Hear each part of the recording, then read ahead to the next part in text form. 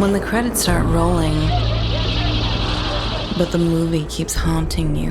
Before, after. Then it's time to tune in to Dismembering Horror.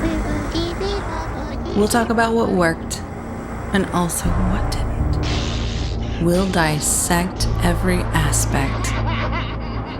Maybe some of we shouldn't. They turned out to be completely unreliable assholes.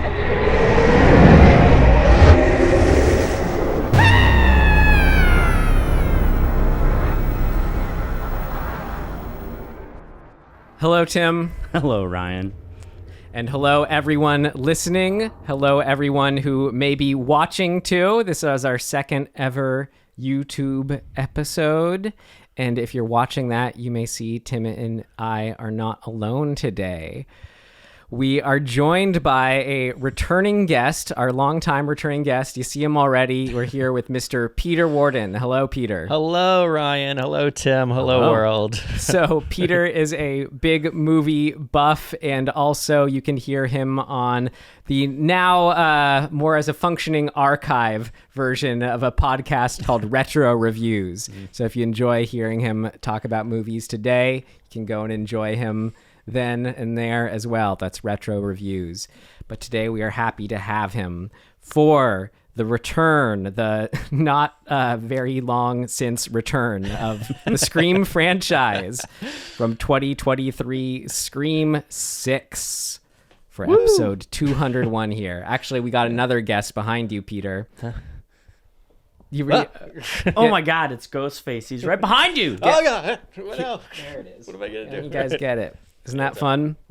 This is very fun. Yeah, this is great. I'm just going to keep him right on my shoulder the Good. whole time. Just want a little ghost face presence there. Yeah. Well, Peter, I want to know more about why we have you here today, as far as why do we have you here for talking about Scream? Scream is it's a franchise that it keeps me coming back no matter what. I mean, I pretty much, I don't want to say grew up with the original Scream movies, but they were a big deal in my, teenage, young adult years. And, I'm thrilled that the franchise is back. I mean, it's the franchise that doesn't die. You got 3, you thought that was going to be the last one in 2000.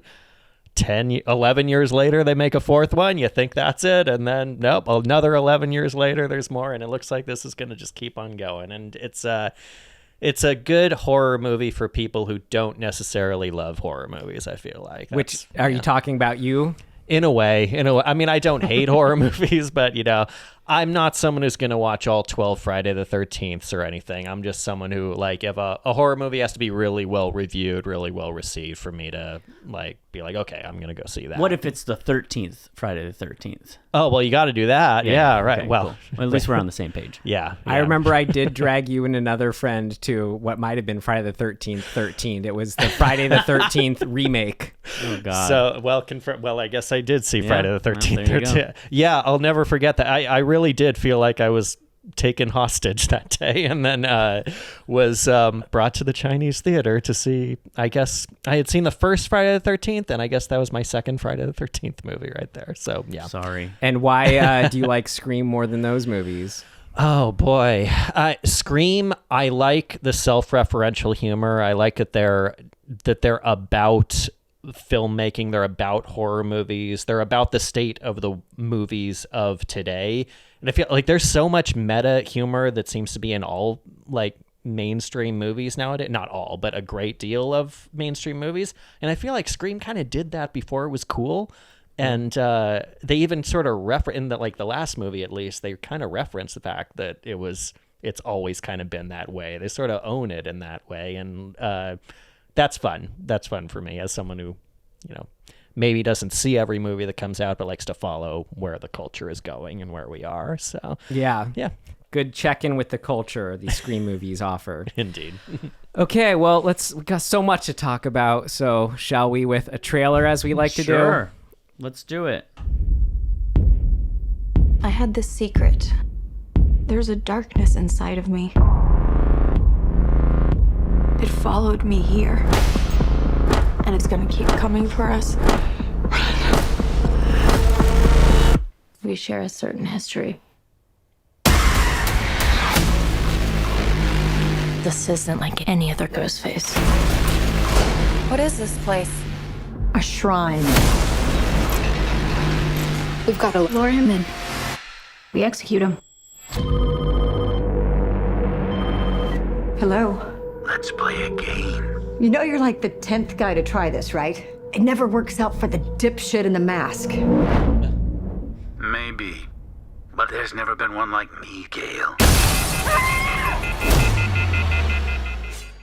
All right, Scream 6. Bong. Bong.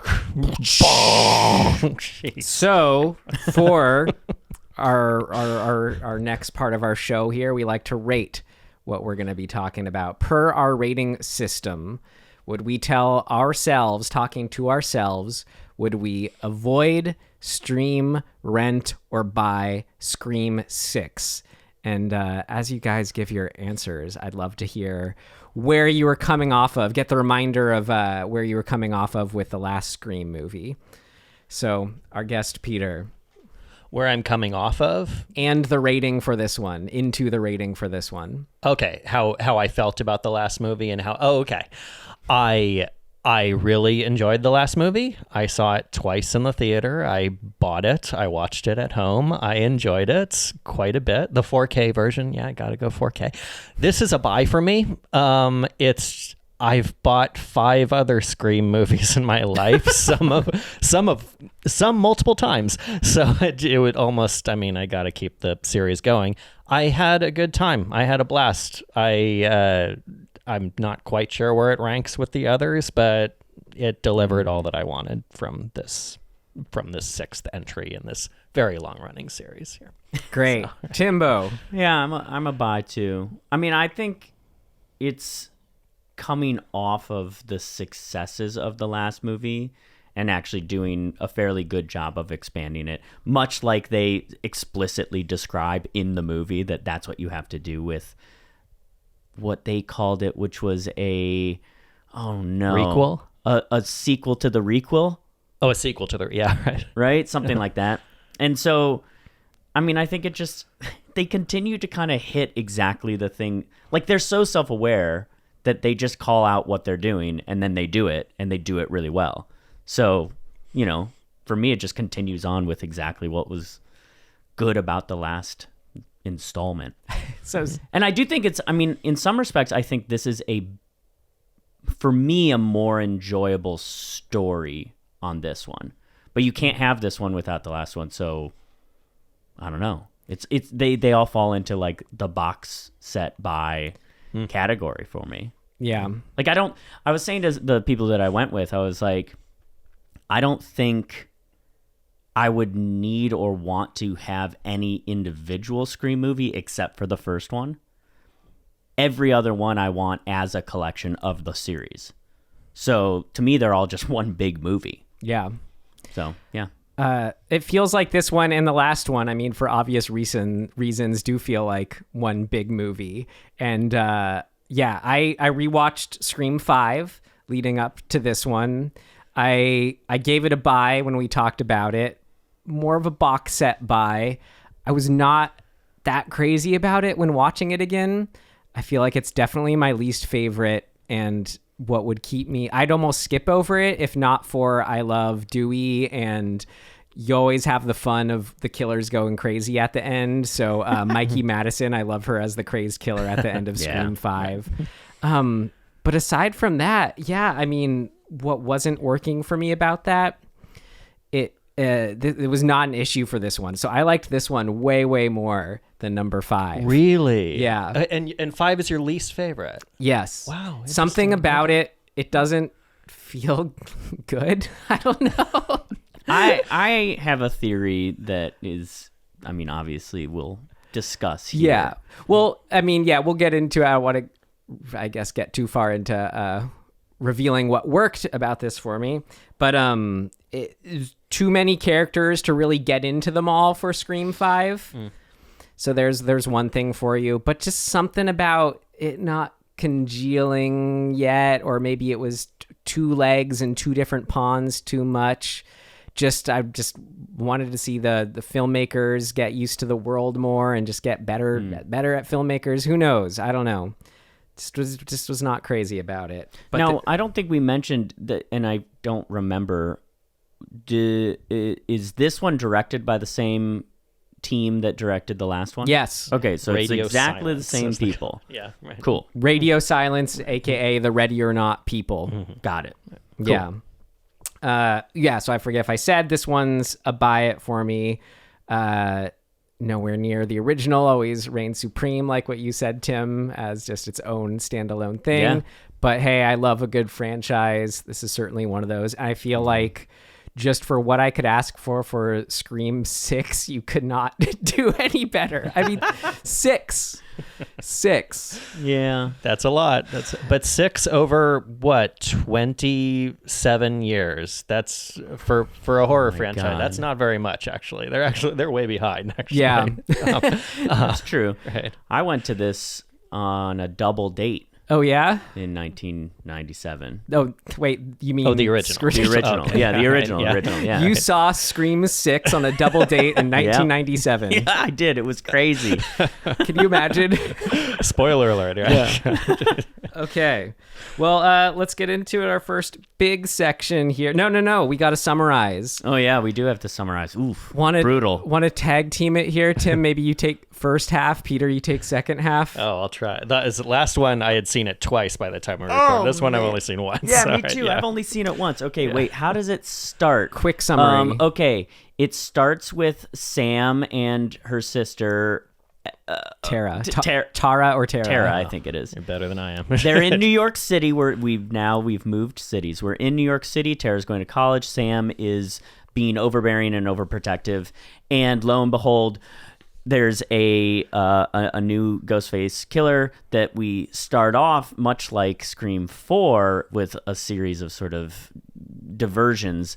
We think we've met the killer immediately, which I was like, oh, how are they going to do this? If we know who the killer is, that changes everything. And then that killer gets killed by the real killer.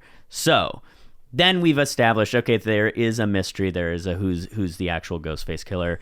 And we carry on, and they loosely suggest that the killers are following the events of the second Stab movie, which are based on the second Scream movie. Well, they make the comparison that they're out college now. Exactly. And it's a direct continuation. Right. And then, antics ensue. It's like a series of set pieces. We get some recurring characters. We get Kirby from the fourth installment as an FBI agent. We have returning the twins, who are...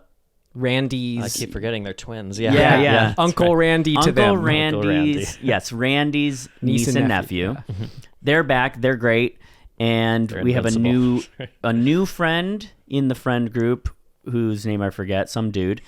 We have There's 2 new roommates. a roommate. Oh yeah, that's right. They're basically So yeah, there's these roommates, guy and a girl, and who else is? Oh, and Sam is her big story is that she's overbearing, protecting Tara, but also keeping sort of her personal life close to the vest because the world has started to accuse her of being a liar about Richie in the right? Richie? Yeah. I think that was his name. Her boyfriend in the last one, Dennis Quaid's son, who was the killer. People have now started to spread a conspiracy theory that she faked the whole thing and that she actually was the killer all along. And so she's having to deal with this sort of media, like, BS around that. And, man, then the killer starts killing a lot of people, and they're all people close to her. Shocker. And... You want to pick it up, Peter? Yeah, Oh, geez. where do we go from there? It's sort of just like... Gail Weathers is back. Gail shows up. Gail shows up. She has her very first phone call with Ghostface, which I'm glad I hadn't seen that trailer before I watched the movie because they Seriously. totally spoil that. They spoil. I can't believe I hadn't seen that. I'm glad I avoided it. And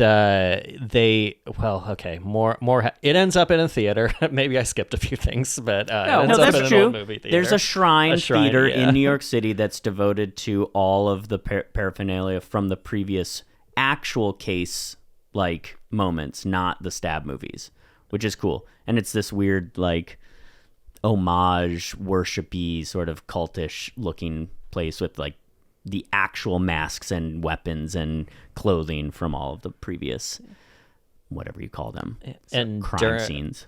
Dermot Mulroney is one of the main investigators of the case. He is he's related to somebody, isn't he? His daughter is the first roommate who gets killed. Yes. Okay. Right. So that's all right.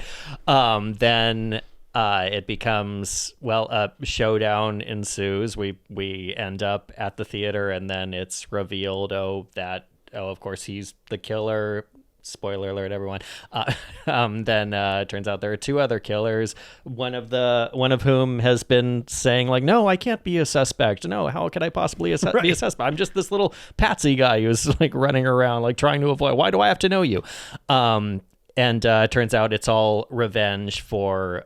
They're related to Richie, and it's revenge for the fact that Richie was killed in the last movie. Very much like the conclusion of Scream 2 as well. It is. And then the parent is avenging the death of their kid. So yeah, the parent Friday the 13th too. The parent of Richie and Richie's two siblings. Okay, yes, working exactly. together as a family. And the big twist, one of the big sort of like how they pulled it off is that the first roommate, the girl who was killed in like one of the first killings, was not actually killed. That it was a swap out by the dad who works for the police, so that she could be a ghost face running around as well. So there's actually 3 killers in this one. Yeah, that's technically there's 4 killers because of the opening scene. Technically, there's more. There's oh boy, what? We have 6 ghost face killers, 7 including Billy Loomis. So we have the 2 friends at the beginning. Okay, but only one of them has actually killed somebody. Oh, I was counting the other one because they're presumed they're working together. Right. So you could argue that both of them were Ghostface killers. So those 2, the 3 that are the Bailey family. Right. So that's 5. Sam dons the costume at the end. Okay, yeah, that's fair. And, acts as Ghostface, killing other ghost faces. Okay, yeah. So there's 6, and then counting deceased Billy Loomis in ghost hallucination ghost form.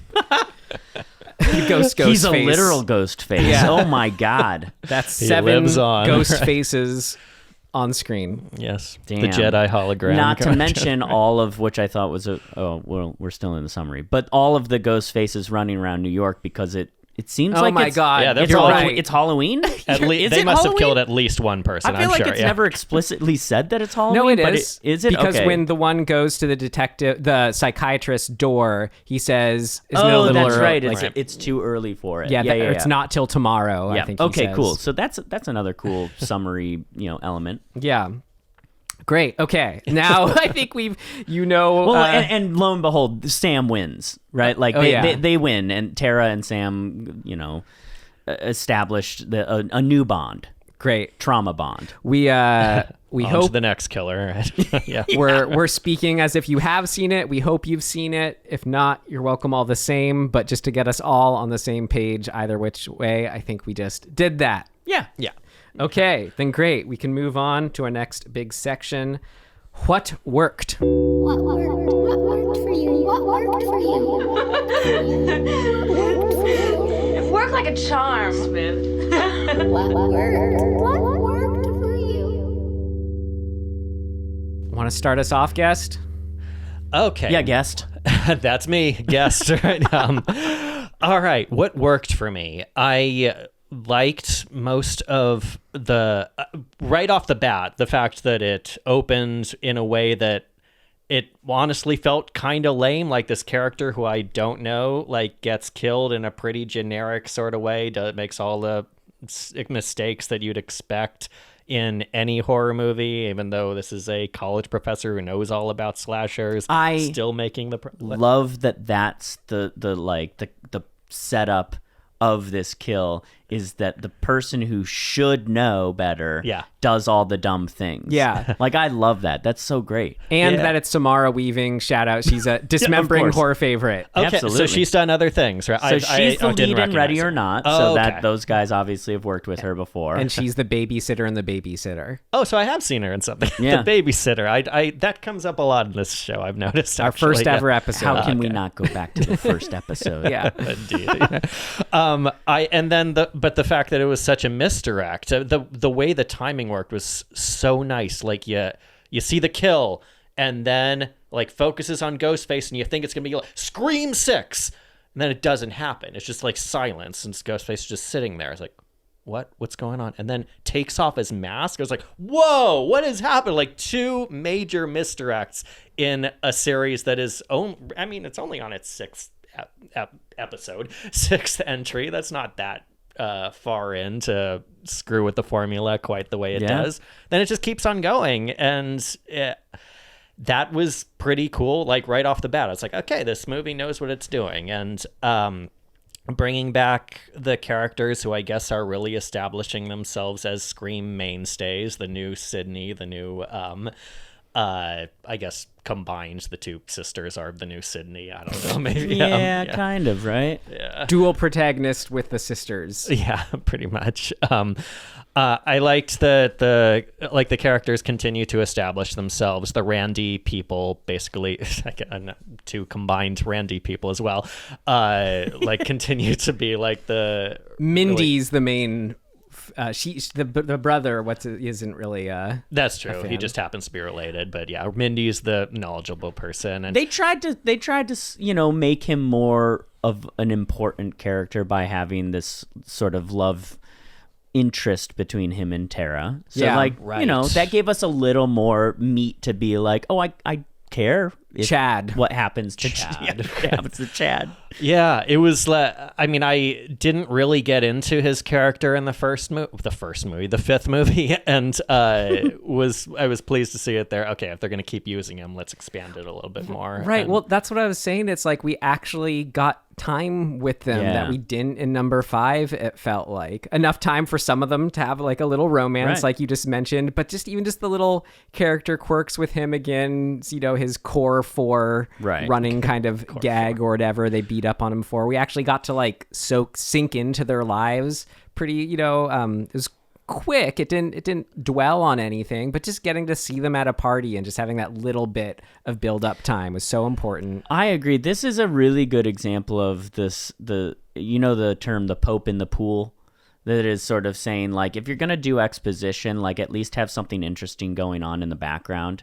And they do a really good job in that scene where he's saying, hey, we're the core 4, like, let's bond over this, like, we got each other. Like, they're doing this thing that's sort of a rote thing of, like, family, let's stick together. all about family. And all while that's happening, the roommate is being killed, and the neighbor who Sam is sleeping with across the hall or whatever is watching it being like stop talking about the core 4 and actually help your roommate. So like that's a really, really well constructed scene because it does give us this like deeper emotional connection to the group while something exciting is happening. Right. Just think of like all that the party scene is doing, and not to like rag on it, but just in contrast to Scream 5, that you kind of no Pope in the pool stuff, which is it's basically just like, okay, we get like a monologue from Sam about everything and she was gone. It's just nothing really like active going on to get this sort of pretty detailed backstory. But with this one, we have this party scene. So it's like we have where Tara and Tara is at kind of emotionally. Then we have where Sam is actively coming in to try to stop her.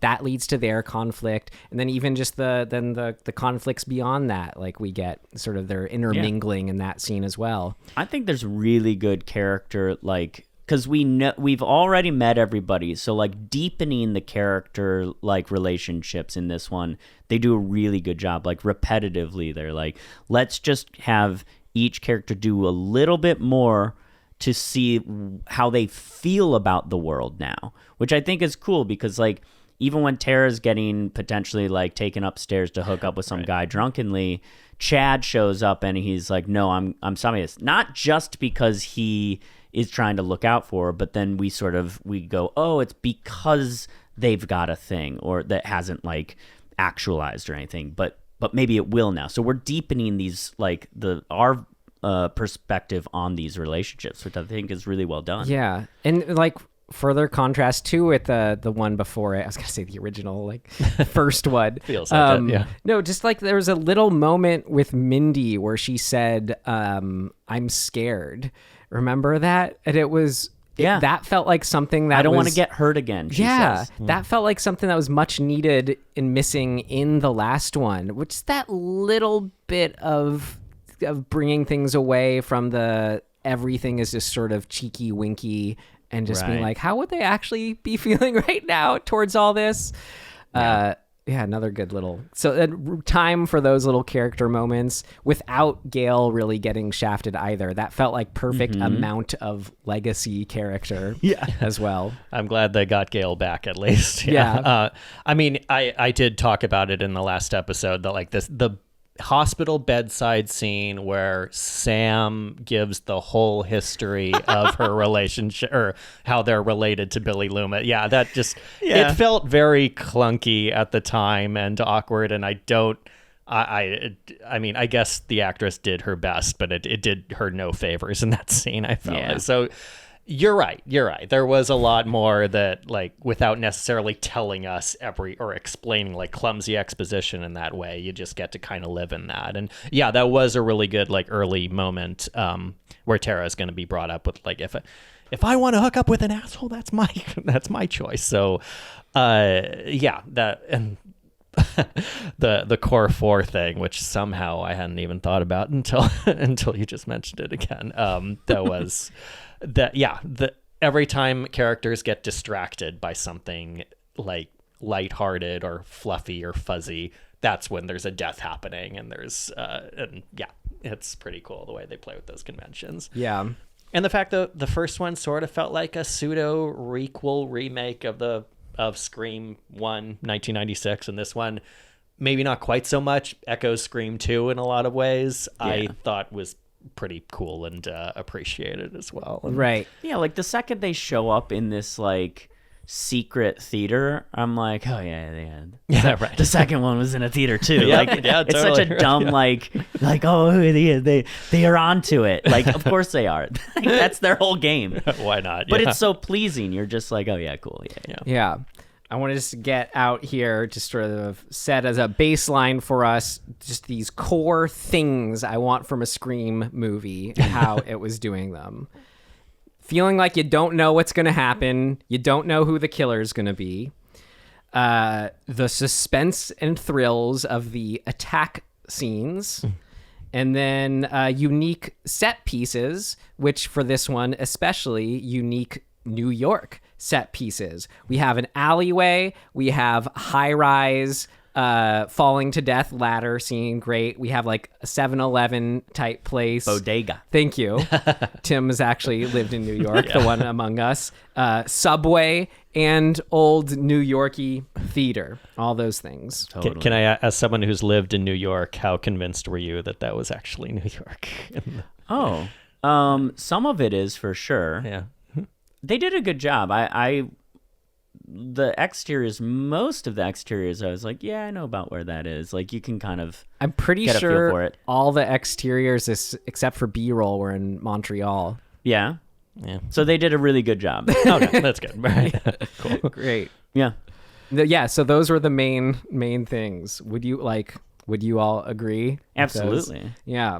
The not knowing what was going to happen. Yeah, it was so interesting how that beginning played out, which was really exciting of like, yeah, the mask reveal at the beginning of our killer, but then let's It's kill Tony Rivelloni. Right. That guy. Whatever his last name is. Yeah. The but long dumb road. Yeah. then let's kill the killer at the beginning. It's so good. Because it's the same thing that like I feel like they're always pushing is like, we know that you have expectations of this, so let's just push it a little bit further and mess with you just enough while still retaining the like core element of Scream movies, which is this whole other thing. But like, remember in the fourth one, there's this whole sequence in the beginning that is like a series of trailers. Like No, they're movies within movies. Yeah, the meta sort of like we're just gonna keep peeling back this onion. I feel like forever my favorite Scream opening. It's going to be hard to top. Yeah, opening's so stuff like fantastic, that. yeah. I mean, I think that's now become the like a great element of these movies, and still then like settling into the actual movie, which is more true to like the first couple ones. Mm-hmm. So like continuing to do that is just great. Like it feels good. Like I feel like right away I was like shocked by this reveal, and like my head started spinning going like, how are they gonna make this version of a Scream movie work if we know who the killer is? And then immediately, well, not immediately, but pretty immediately, we're like, ha ha ha, just kidding.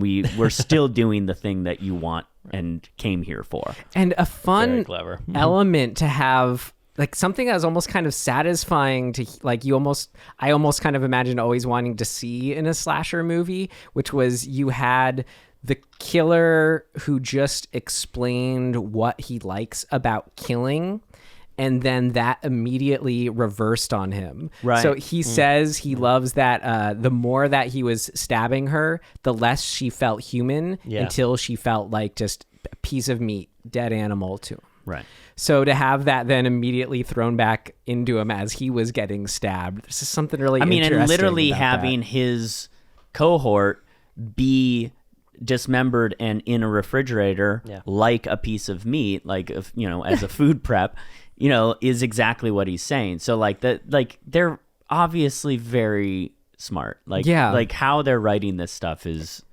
not just like, hey, we're doing a slasher, and puts it off at an interesting place too, where it's like we almost they're essentially killing the Ghostface, which is what we're always rooting for by the end of a movie. So it's like it's this interesting thing where in context we almost should be rooting for them. That could have been Gale or someone under there for all we know, who's just like getting a jump on the gun, and then we want to root for them, but no, we still felt like or at least I did, still felt bad for him in a way, maybe just because of the context of where we were in the movie and how gruesome it was. I don't know. There is something about the way these movies are made, particularly the first one, I think more than any other. Like they managed to keep the humanity aspect and the feelings of it and the realism of it without tipping too far into that area, basically balancing the satire and the referential humor with the realism and the sort of soap opera aspect just perfectly, and that's what I like about them too. Yeah. It also kind of feels to me like I think this is really smart that A, they put it in a bigger city, B, you set up that there are people out there trying to do the thing that Ghostface killers have done in the past, but for like in the fourth one, and the fifth one, the reasoning for the killing are kind of disconnected from who they're going after. Like it's more of this broader like I'm mad at the world. The fourth one, she's Sydney's cousin, so there's the connection. That's true, but they're using this thing of like fame and like notoriety. But I'm saying compared to the fifth one, it is completely separate. Yes, and so, but in the fifth one, like the fourth one, it is sort of this like I have this master plan, this sort of broader philosophy about the world, and this is my end to that.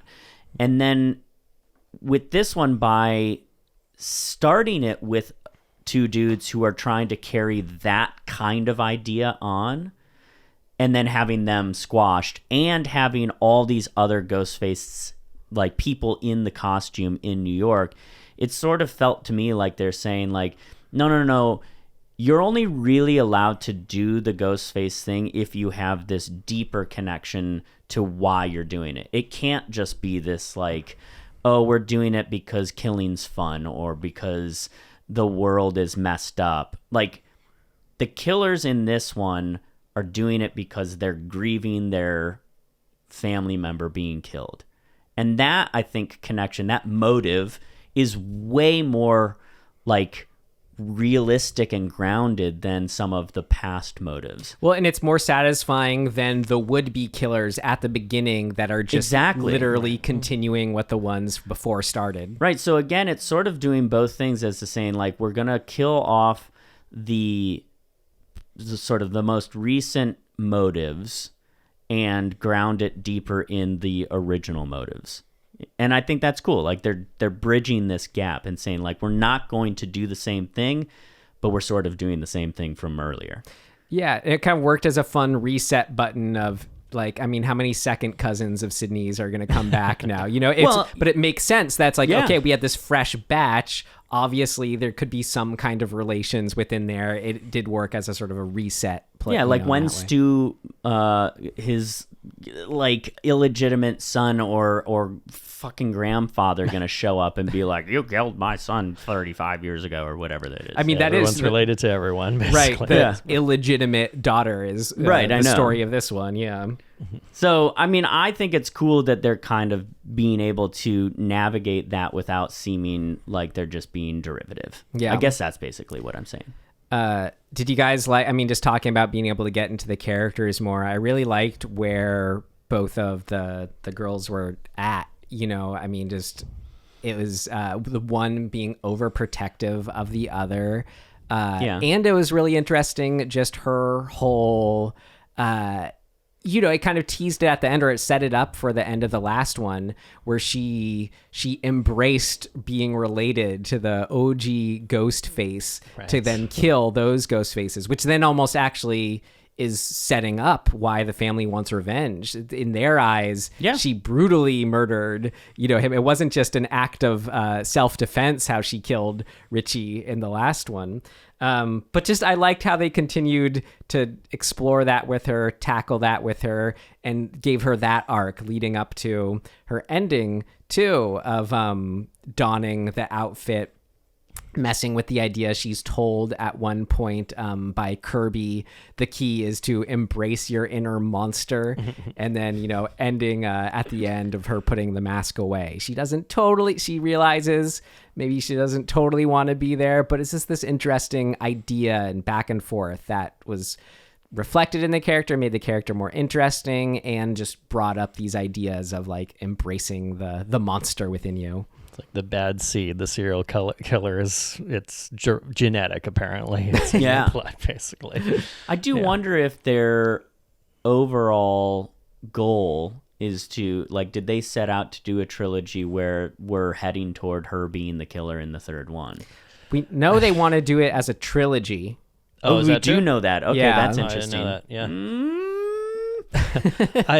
That's something they haven't done. That? Can you do it and get away with it is the question I would have. Like, I don't know. Nobody from the core four or the core characters has ever been the killer. Like, nobody from a previous movie has been the killer. So that would be... I mean, if you're going to twist it up, I guess that's the way to do it. Yeah. Although it feels like it would be too on the nose now, having set up this thing with her and her seeing Billy. Yeah. If they find a way to make the audience root for her, like if they like make the killer the good guy. That's in the true. Movie, what if they?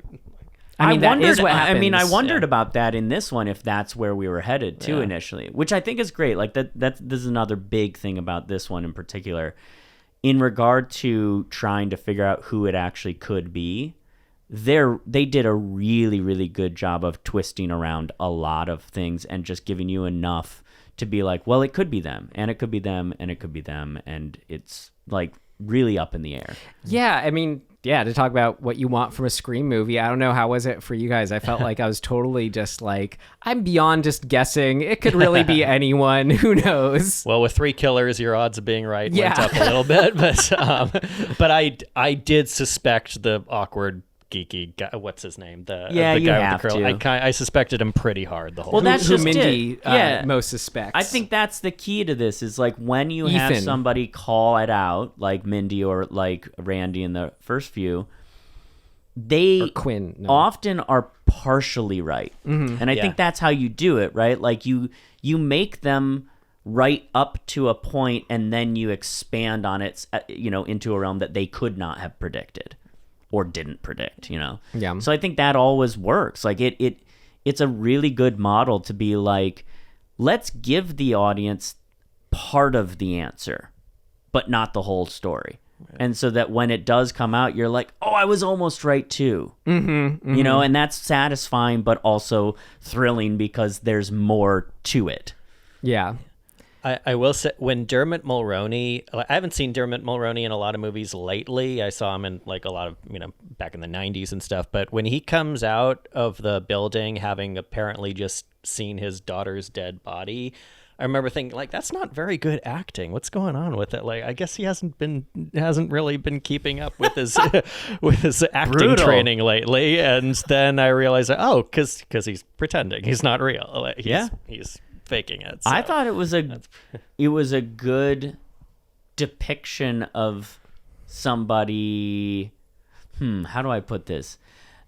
Like, it felt genuinely disingenuous. Mm-hmm. Yeah. And I was like, but it was not enough for me to go, oh man, he's the killer. Yeah. Like, it was enough for me to go, oh, what's that? That was my reaction there.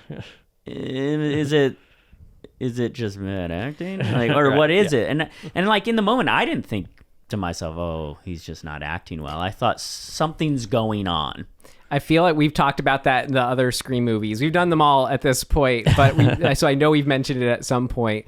But you wonder if they pick the takes where it feels like you're not sure if it was like a bad take or the killer. Right. So that way we misperceive it as the killer lying. If that's true, that's really interesting. Well, from a filmmaking perspective, like, I think you can't get away with that in other types of movies. Right. Or give them the benefit of the doubt that they're good actors and they just did it different ways as far as believability. But in a Scream movie, you get that allowance because there is this element of like the meta nature of the storytelling that you like, in a way, you're also watching it from the perspective of the filmmaker because it's a film about film.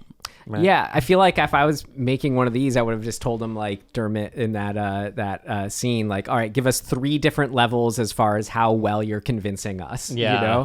And you just always do that, because then you have that much control in the editing, because that's such a specific thing you have to be aware of and almost like only discover in the edit is just this balance, this chess game of how much you're suspecting anyone at any given point. Do you think with these movies, I would love to know, and maybe there's an interview where you've heard something, how much are the actors told what the end is? Something that I just learned about Scream 2 very recently that blew my mind is, and maybe you both have known this for years, but the killer was at one point supposed to be Sydney's roommate. About that, but the script was leaked on the internet. So while they were filming, they changed it to Mickey. So, or Timothy-Olpin, I think his name's Mickey. So maybe some of these actors really don't really know if they're going to be the killer or not by the end. So. I think that'd be cool. It'd be cool. I think they all know. I'd be more curious if, like, they'd not tell who isn't the killer, but then tell who the killers are, and then so you have people genuinely guessing and no one knows except the killer. It's like that game Mafia or whatever. Exactly. Yeah. Exactly. Yeah. But I feel like they all know. I mean, whatever. Maybe. That was a unique case of letting the script leak. Yeah. Right. Yeah. Not letting it, but another thing that I want to say about this particular depiction of Ghostface is way more. It felt more brutal. In a, not necessarily in the kill sense, but in the ominous sense, like leading up to kills or like the attempts at kills. I felt like there was a darker, heavier sort of like weight and like ominousness to Ghostface in this one. Like the beat up mask really added to it. Exactly. Like that element. And I think part of it too is in the past often we've seen like Ghostface has always, and I think this is something I really love about this franchise, is that Ghostface often is a little bit out of their depth. Whoever it is, like you can throw things at them and there's almost a comic sort of like slapstick bent to it. This did not have that, like almost at all. Like there is no sort of fun, wacky, like, I tripped and fell element to Ghostface in this one. Like they're like gnarly and brutal and like seem really strong and like out to get you. The last movie had that to a degree, but it felt slower or something. I don't know how to describe it. It just didn't feel as dark and ominous as this one did. I mean, having Ghostface with a shotgun. That's kind of right away. I mean, I almost think that right alone should have tipped us all off. Yeah. And been like, well, this is somebody who handles guns. Right. Who in the movie that we've met is that? It's only Kirby or the cop. So why didn't we figure it out? I do think that the misdirect of him saying Kirby is, unhinged was great, because then we all go, oh shit, yeah, okay. Yeah. Like I totally fell for it. I thought like I said, it's never been a character from a previous movie, but the fact that Kirby was nowhere to be found in the last movie, like suddenly she shows up. Right. I was heavily suspecting. I mean, her my at that only point. thought logically was, and this is sort of something that I think you give up because of the world that they've built, but I was like, Hayden Panettiere is a pretty small person. Like I think she's quite short, and like it wouldn't have matched with the stuff we had seen up to that point. I feel like that's one of the things we forgive in the Scream movies. Yeah. Is kind of like, for sure, anyone could be under it. We forgive it. I mean, as much as I love Laurie Metcalf, it's hard to believe that she did some of the things in that. I know, movie. I agree. Yeah, but that's the other advantage of having two killers. It could have been either of them. That's right. That, so, yeah. It's like in the first one, you can always be like, the times that he was really goofily falling over, it was Stu. Yeah. Because he's a goof. And the other times when he was like kind of a badass, you're like, all right, that's Billy, fine, I get it. yeah. Every time he went, oh, ooh, ah. Yeah. Yeah. As far as the success of the attack scenes, so there's what you just mentioned, the intensity of how the ghost faces feel. We were just talking about. There's, I think, what we already mentioned too, the involvement with the characters. Like I did not want anyone to die. I was actually feeling the suspense of like, oh God, get away. The latter scene was brutal. Right? Oh my Dude, God. that scene. Britt was so upset. She's like, what? That girl's screwed. Like, there's no way. Yeah. And no kidding. Like, she's gonna get it. It was satisfyingly on point cruel, you know? Yeah, like everybody, anytime in these movies that you see two people like form a bond at all, and seeing that like one of them get killed is just brutal. Yeah. Like it's heartbreaking, honestly. So like I was bummed. Right. Yeah. The fact to see Ghostface also toying with her too, like just shaking it. Yeah. Like he could easily just like tip it right off, and no, he's going to make her suffer for a little while and just make her think that she's about to die and maybe not. Like, yeah, it was just. Don't you think? Let's just talk for a second about the cruelty of it. If your whole motive is to make this one person suffer. Right, so their goal is to make Sam suffer.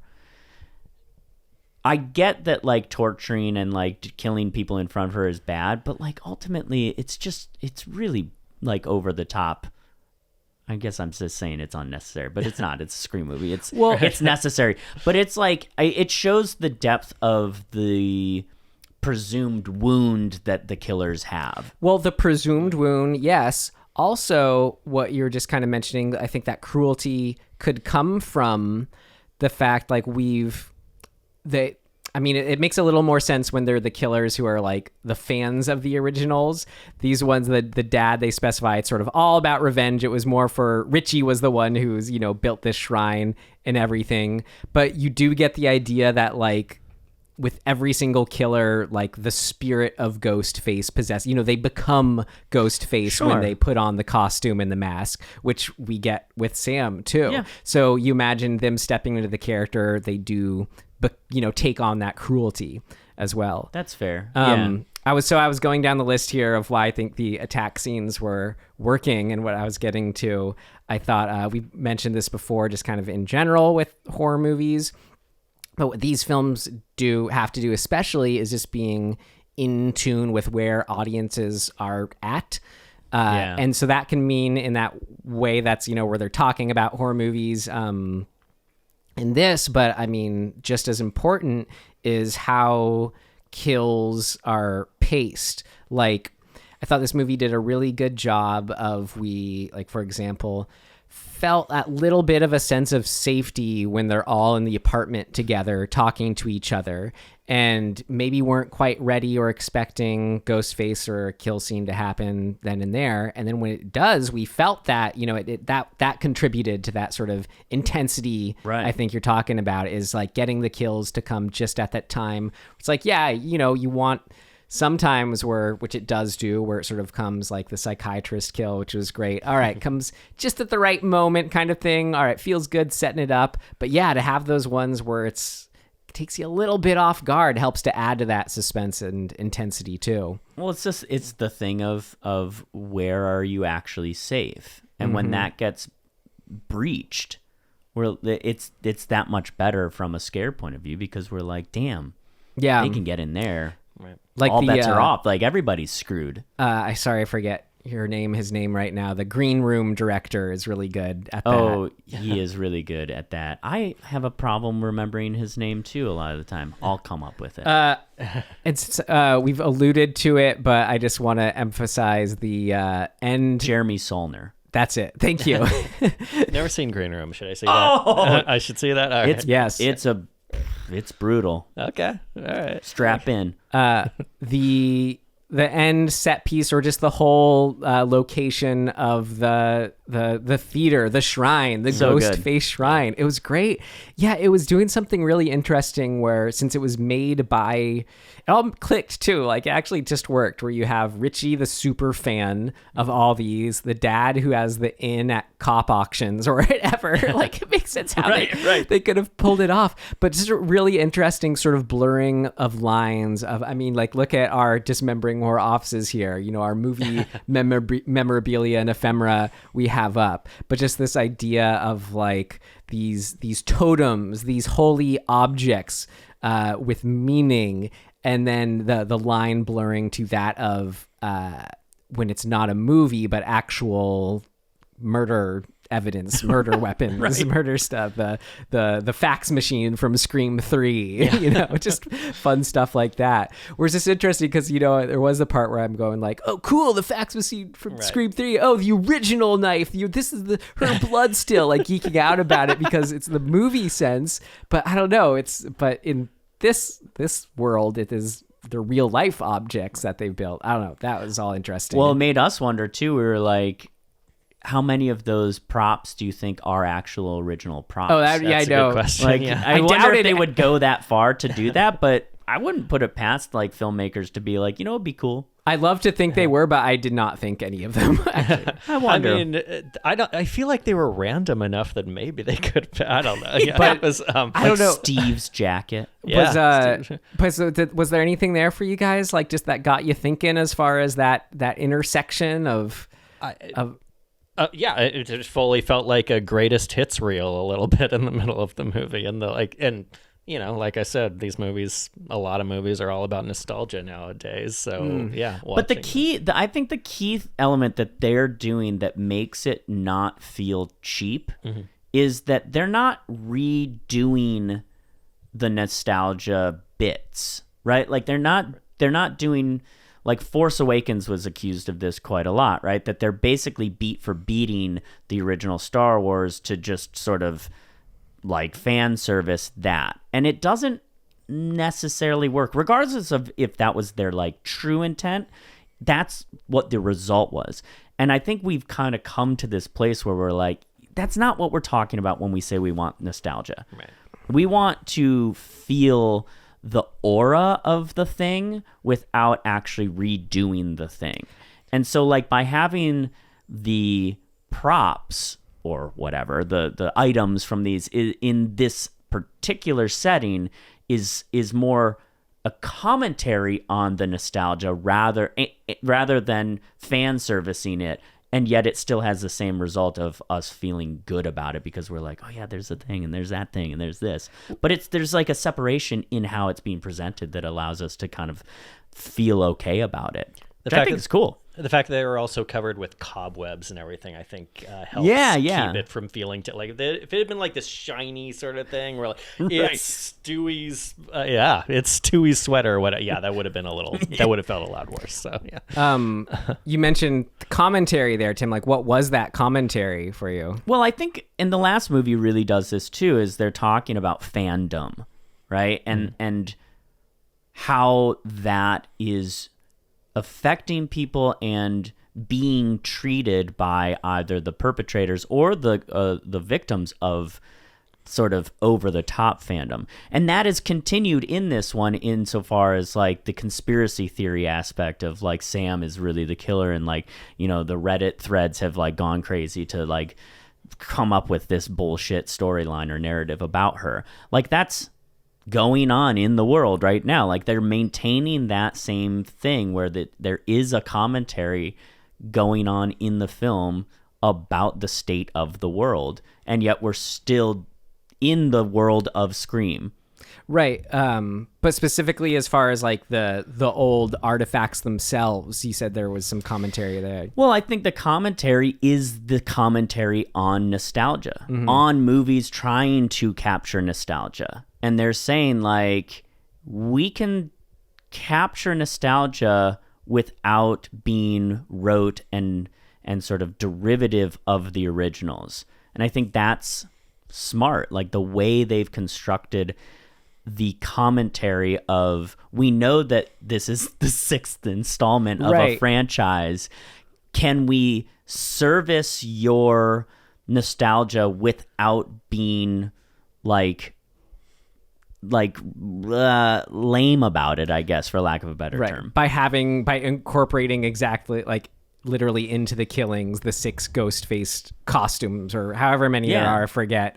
Like, having it work as a story device makes more sense than just, like, being like, I don't know what a bad example would be exactly, but I'm sure it exists. Right. It's wearing everything on their sleeve. It's not trying to and working it in.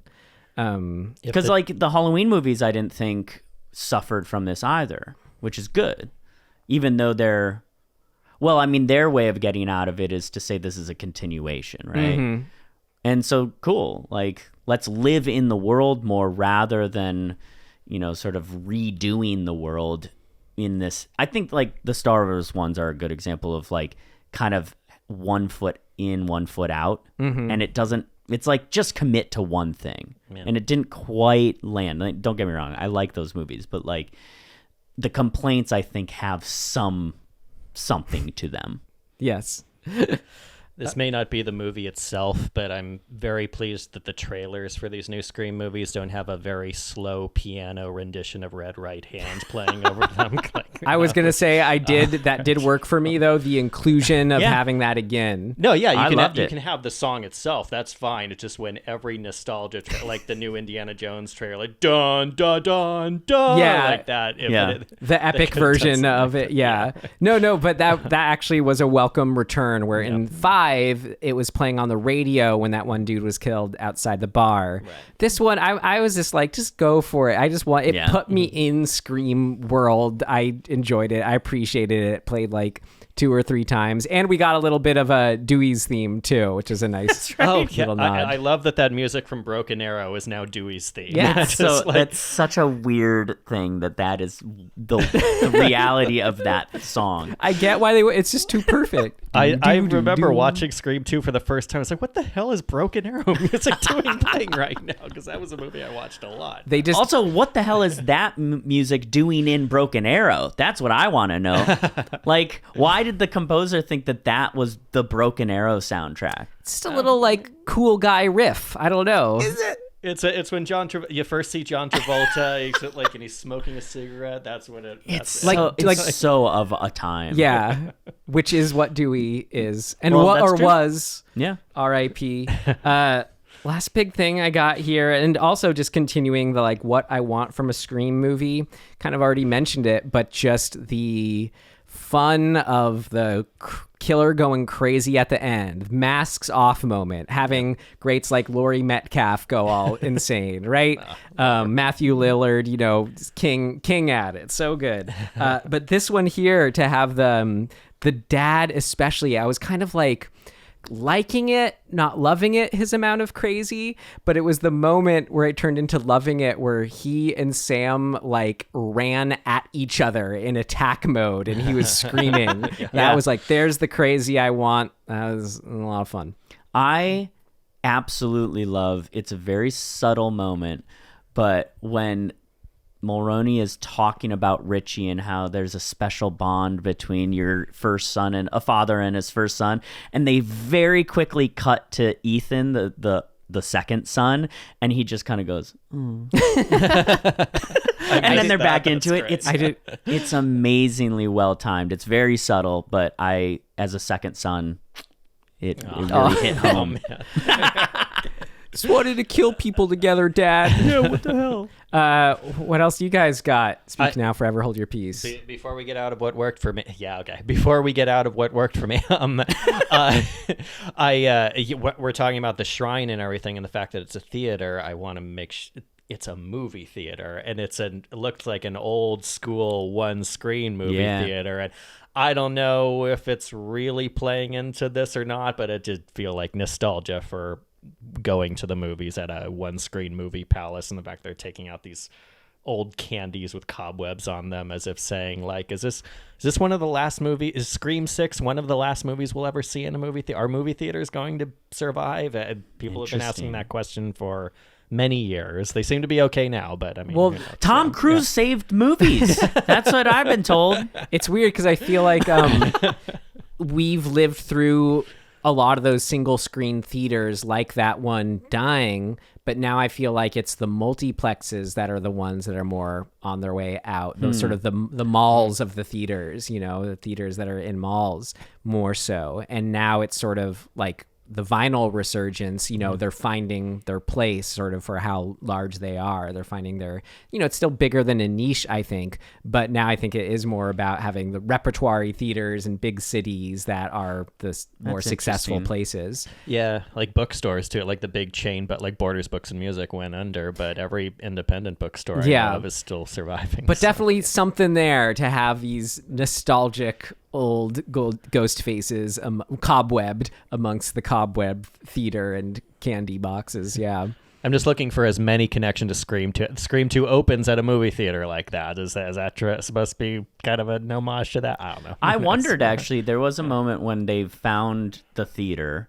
whether or not, I was trying to remember in the opening of Scream 2 when they're at the Stab premiere or whatever it is that taking place in Woodsboro, or is that taking place just in Everytown, USA, or is it in LA? Like, I can't remember, but I then wondered, I was like, well, shit, is this theater potentially the original theater that scene took place in?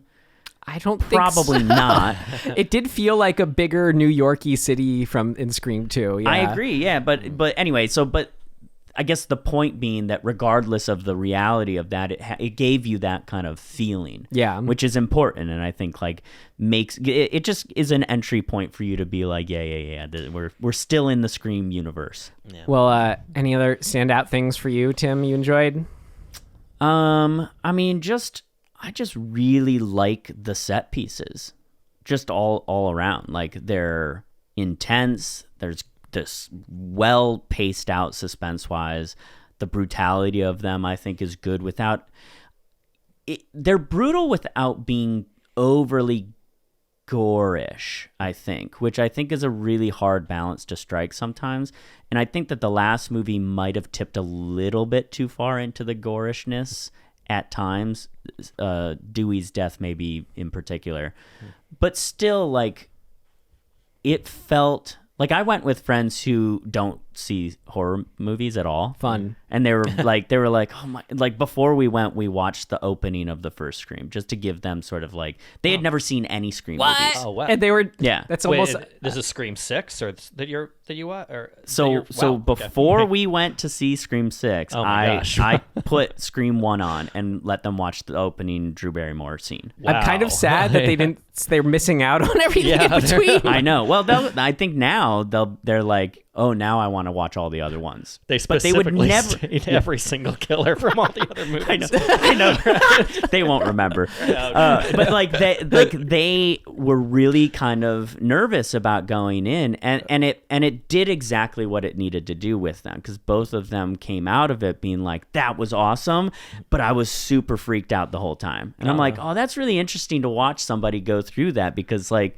we're so in a different realm. Right? Yeah. Like I'm getting on the ride and laughing about it, whereas like my friend 2 seats over is like knocking things out of her chair because she keeps going like, like, oh my God. you know, and I'm like, this is amazing to watch. Oh, the best people to watch horror movies with, Yeah, right? so- But as we said already, in our own way, though, maybe not on that level, we were still getting into the suspense and intensity of it. Totally. So- Yeah. No, I still felt it. I mean, like, I'll say it again. I'm glad I didn't see that trailer before I watched the I movie. It was the would've been bodega so mad. scene. I didn't know any of that was going to happen. That was a surprise.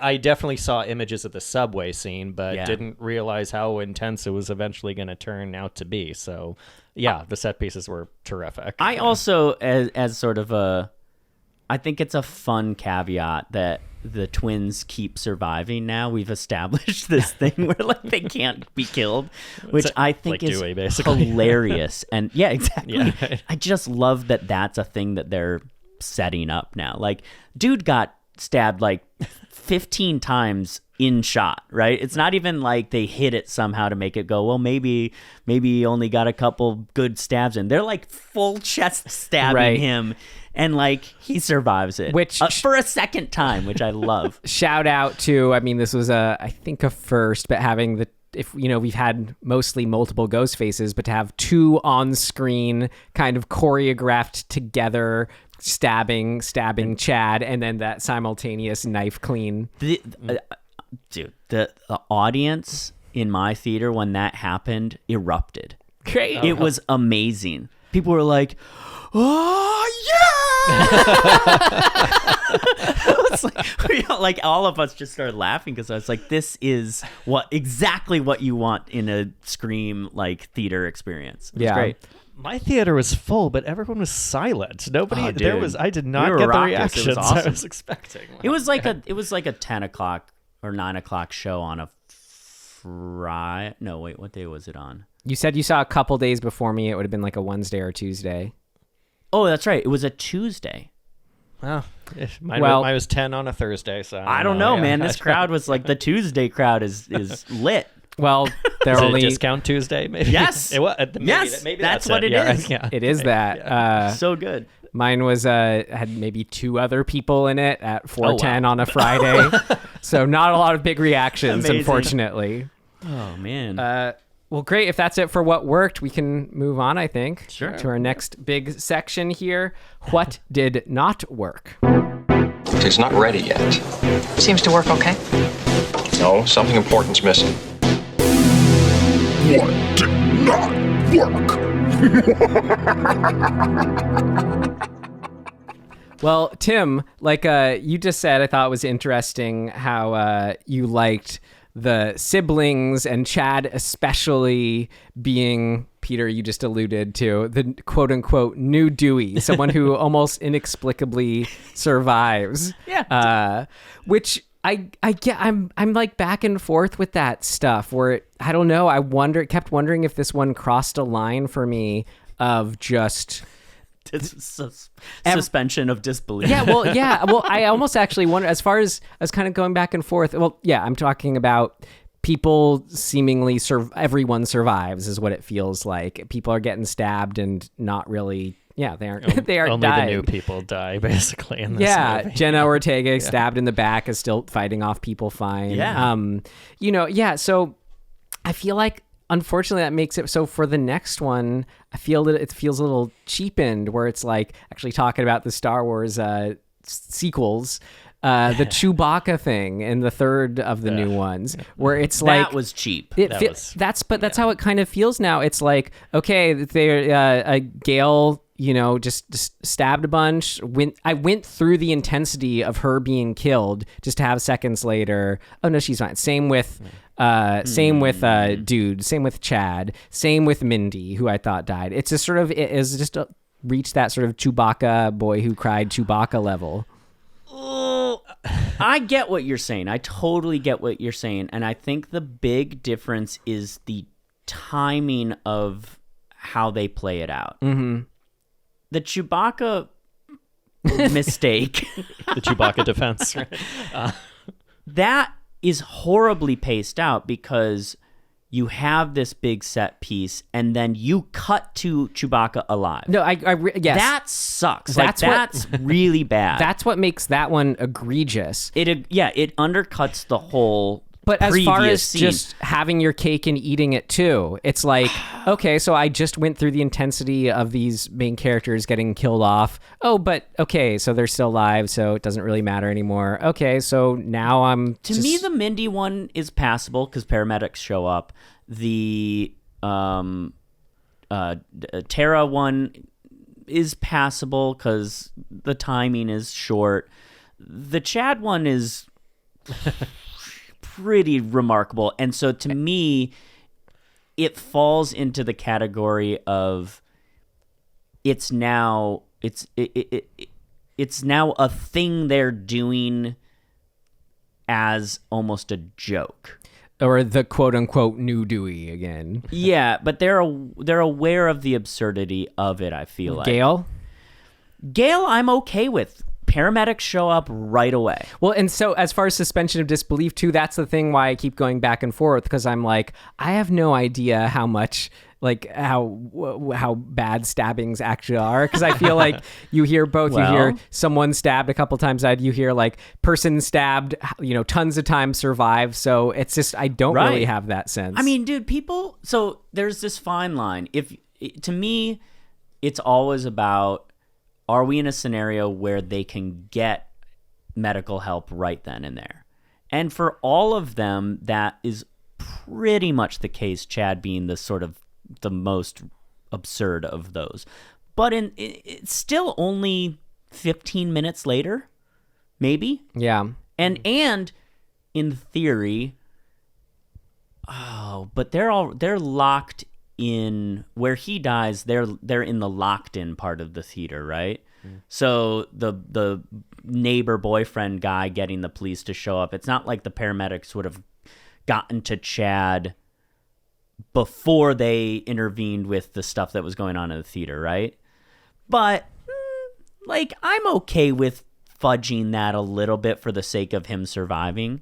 It just seemed but like... I agree. I think it's a stretch. Let's call it that. In the second one, it felt like a genuine, as far as Dewey's fake demise, it felt like a genuine, just standalone, one and done fake out. For some reason, how this one played out, I was not at all attuned to that with Chad's character. It just felt like one of many, just, as I said, having its cake and eating it too. Like, oh my God, they died. Well, okay, I mean, not big twist anymore because everyone's just surviving these days. Okay. Well, if it becomes a trope within the series, I think this one is establishing that it's a trope. That they're going, dude can't be killed. We're setting that up so that it's like in Hot Tub Time Machine when you meet the one-armed dude, and then for the rest of the movie you see him in scenarios where he's probably going to lose the arm, and he doesn't. And that becomes the fun of it. So now it's like, now I'm waiting for Chad to get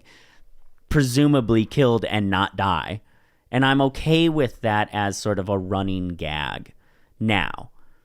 But how they play with it will be interesting. Yeah, still, but beyond Chad, still just a lot of everyone can get attacked and survive. I'm okay with it.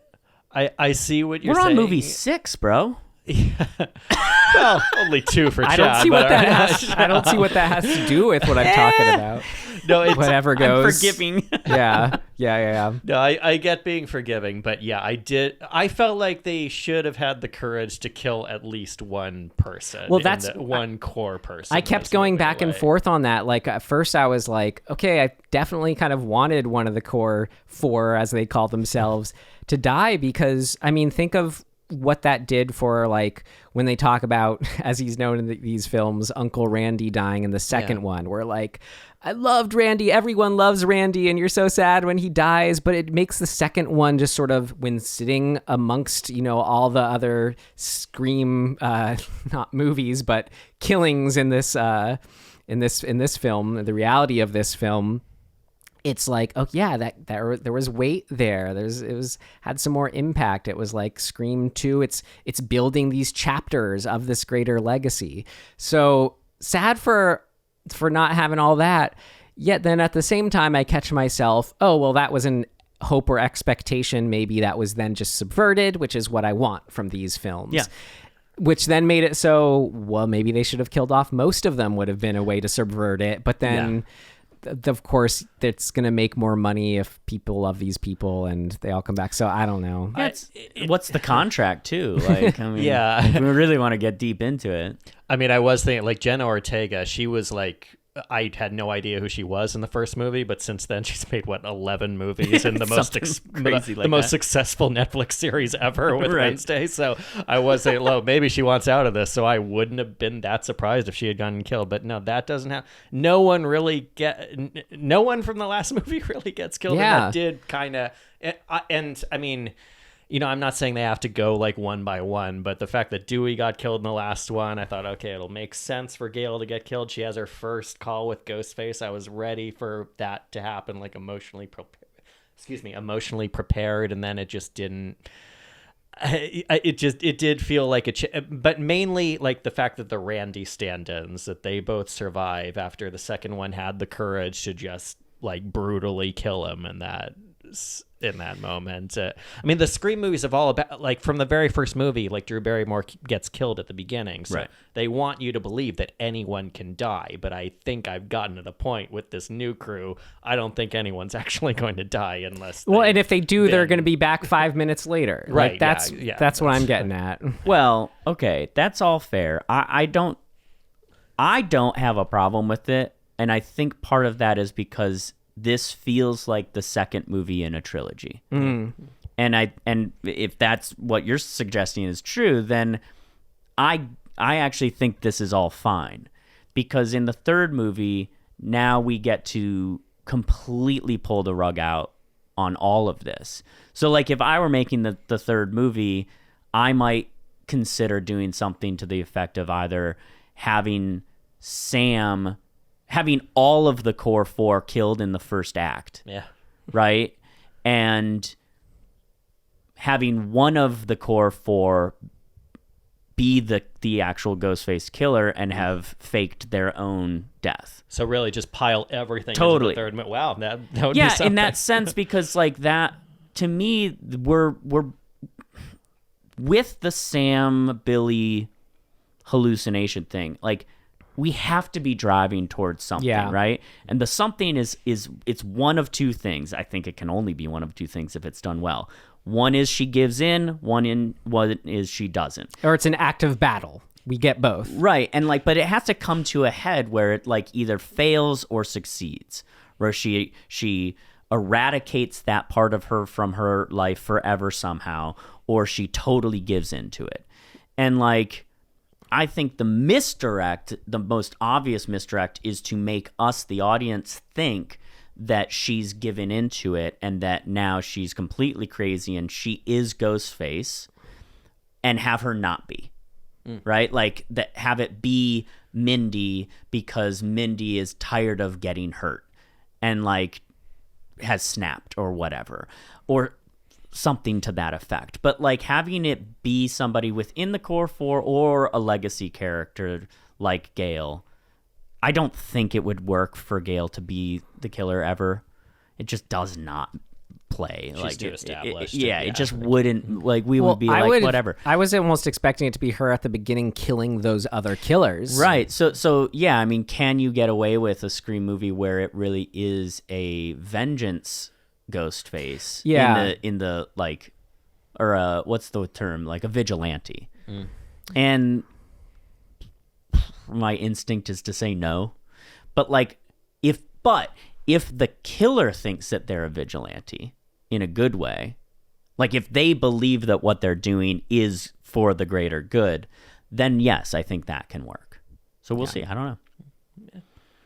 I would be thrilled if they killed everybody in the first act. Yeah. Okay. Well, I'd be like, oh shit. And to your point too, like what Mindy points out is we're no longer in the realm of sequels. You got to look at these things as a franchise. That's true. So as far as all these characters surviving this Yeah. one, so they can be in the next one, kind of like, Well, of course. Didn't they do that in Dream Warriors? Is it the fourth one where they just kill everybody in the first 2 minutes? Yeah, everyone from the third one. Yeah. Yeah.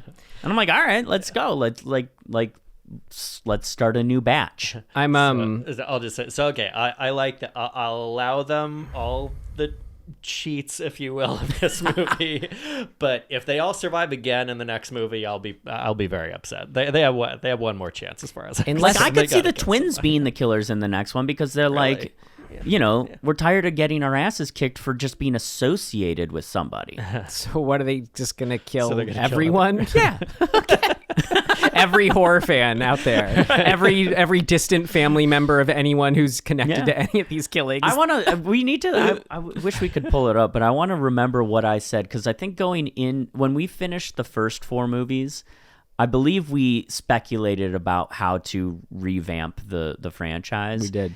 And I can't remember exactly Our ideas what we were read. not as good as I think 5. But no, I know. But we had there was something we talked about like how like everybody starts donning the Ghostface That thing. is what we were saying, yeah. And like, I do think there's still something there that they were almost knocking on the door of in this one, with being in a city and having a lot of people in the mask. But we'll see. I don't know if just to get out of the way, little thing that didn't work for me, took me out a bit, was just, I don't know, this the at the end with Kirby's just been shot and we have that urgency, and then they have their final fight, and then she's just still over there bleeding, and then the sisters have their moment where they just like can chill and talk to each other for a bit when they should be running for help and calling for help because Kirby's been shot and is bleeding. Get that out of the way. But I'm wondering, did it bug you at all? Or I don't know. I'm just kind of wrestling with this, if this worked for me or not in the end. Of course, we talked about, we all liked where it put us at with the fake out killer reveal at the beginning of like, okay, we have this guy as the killer, and then this is the other, his buddy was killed too. But beyond just that as a moment, just sort of being like, oh, well, what if for a Scream movie, the killer revealed his face, at the beginning, and then we, took it from there. Did that congeal in the end? Like, I don't know. Did that, because it's kind of like a lot to have it be like, all right, 2 other, like we said, all these ghost faces. We just happen to have these 2 other people who in any other of these circumstances would have been enough for its own movie. There's just that many murderers out there dressing as ghost faces that we could do it, which I guess since there are 6, there are, but I don't know, is there a way that could have just, as I said, all congealed better for you? Or was it just kind of like, okay, that was a cool moment and now it doesn't really matter for anything at all? I'm not sure if it felt like that. I was a little, when that happened, when he revealed himself, I was kind of hoping that the whole movie would be, he'd be like in with the friend group and we would know that he was the killer. This would be the first Scream movie where the audience knows who the killer is before anyone else would. And plus maybe a little other twist of there could be another killer. Right. It could be like 2 others, like maybe with completely different motives. Because even her reaction on the phone when she hears, that the killer is,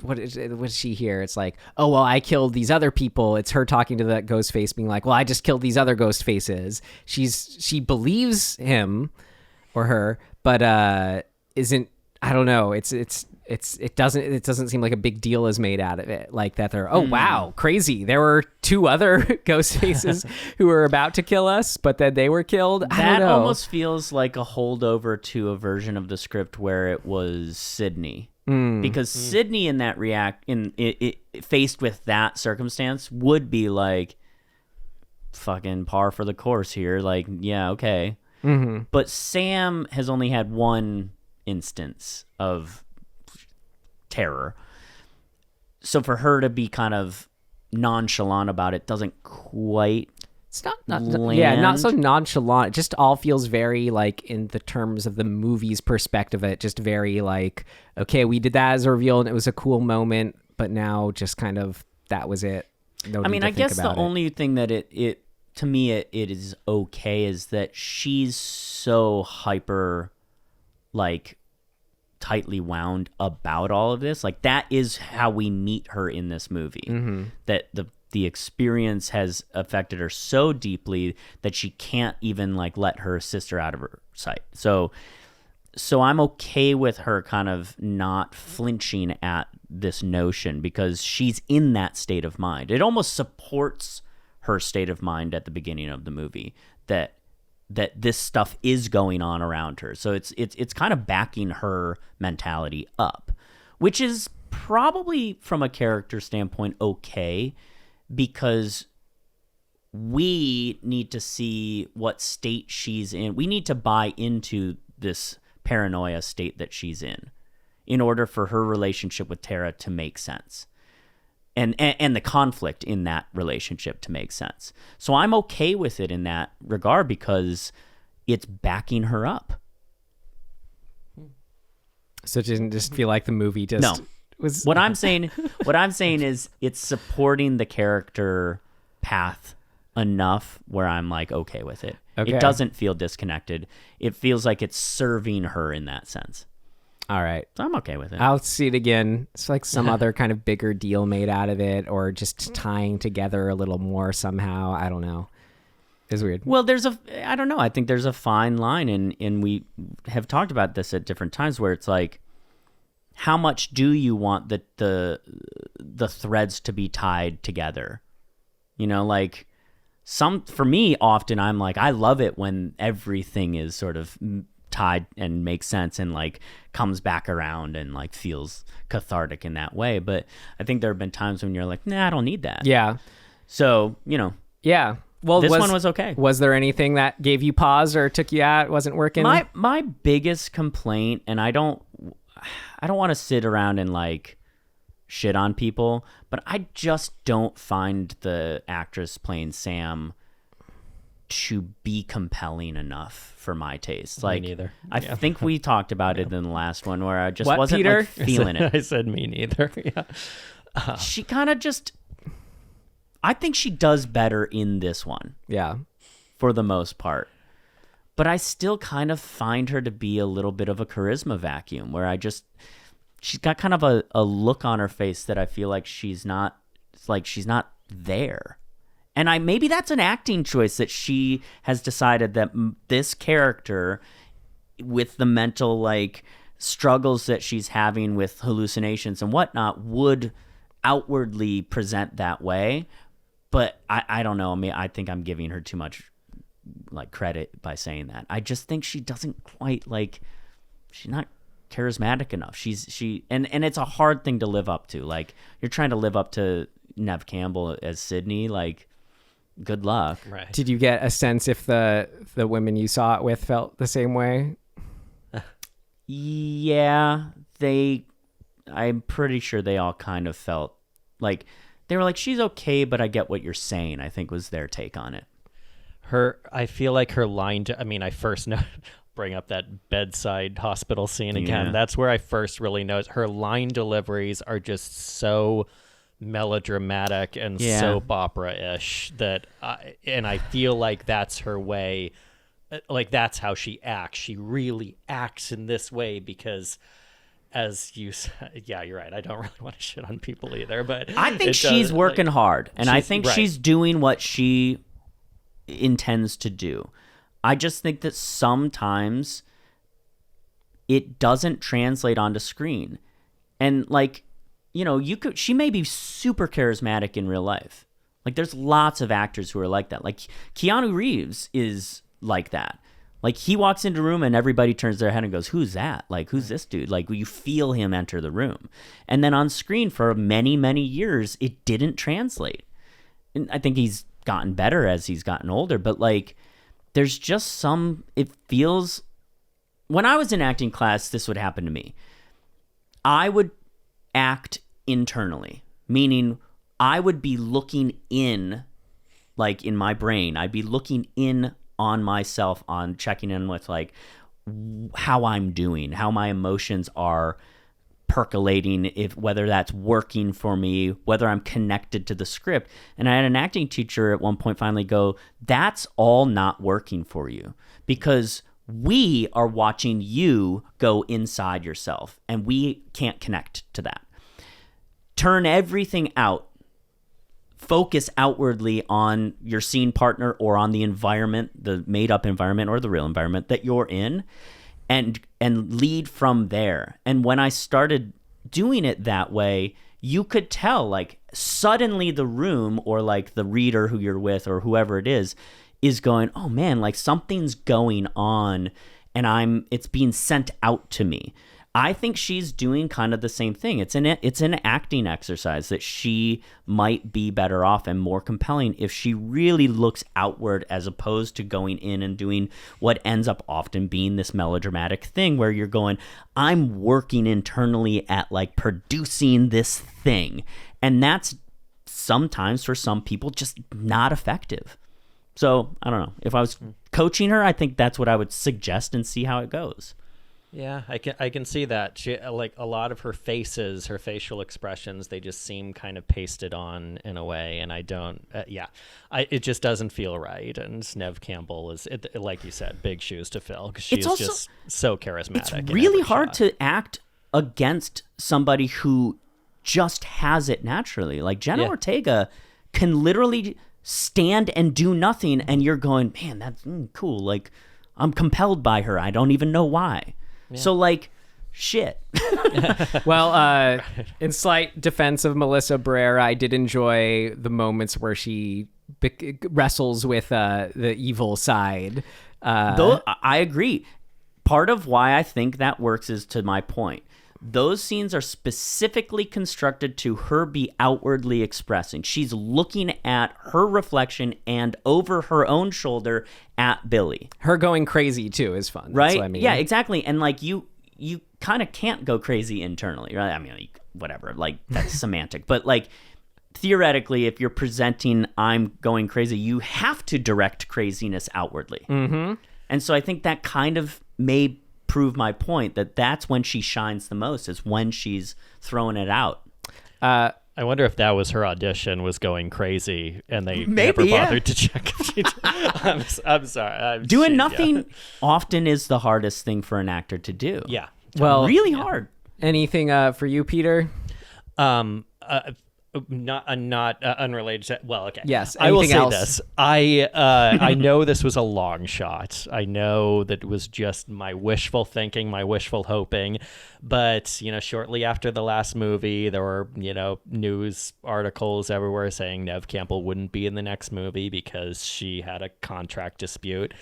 I still wanted to believe that was just a ruse put out by the studio, and that Neve Campbell actually was going to be in the next movie. She'd be maybe she'd be in the cold open. Would it get killed off? That would have been the most amazing. In that one surprise. Halloween sequel, with Jamie Lee Curtis, Oh right, which one is that? I think would have been Halloween fun. Resurrection. Even if it would have been totally like ridiculous. I know what you're meaning. Where it's like this would have been pretty ridiculous, but like since I was kind of feeling and expecting Kirby to be okay and save the day at that final. Imagine if just out of nowhere it had been Sydney shows up, and it would have been like kind of ridiculous. Like, how did she track them down? But if it's so surprising, it would have been cool. Blasted through the skylight of the theater in a Batman outfit.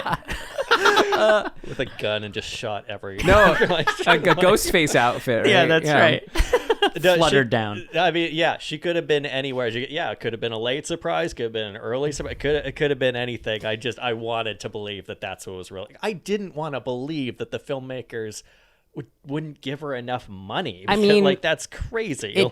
I know, and it did well. It made plenty of money. But I felt like it was good to give her a break, make it a little special, with for if she does come back. I don't know. It felt like a good breather.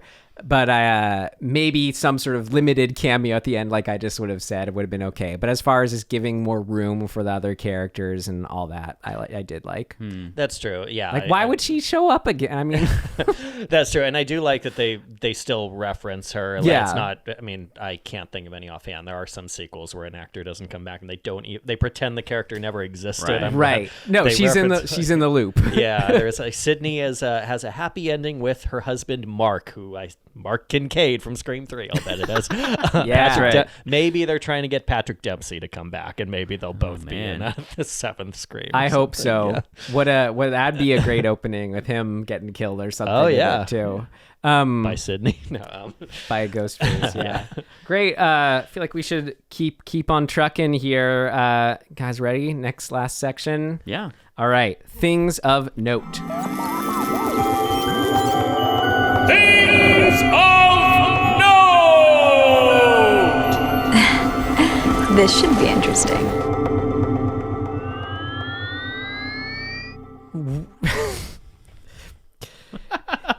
If this was real life, the Scream movies, do you think the Stab movies would be crossing a line that they just would not have existed?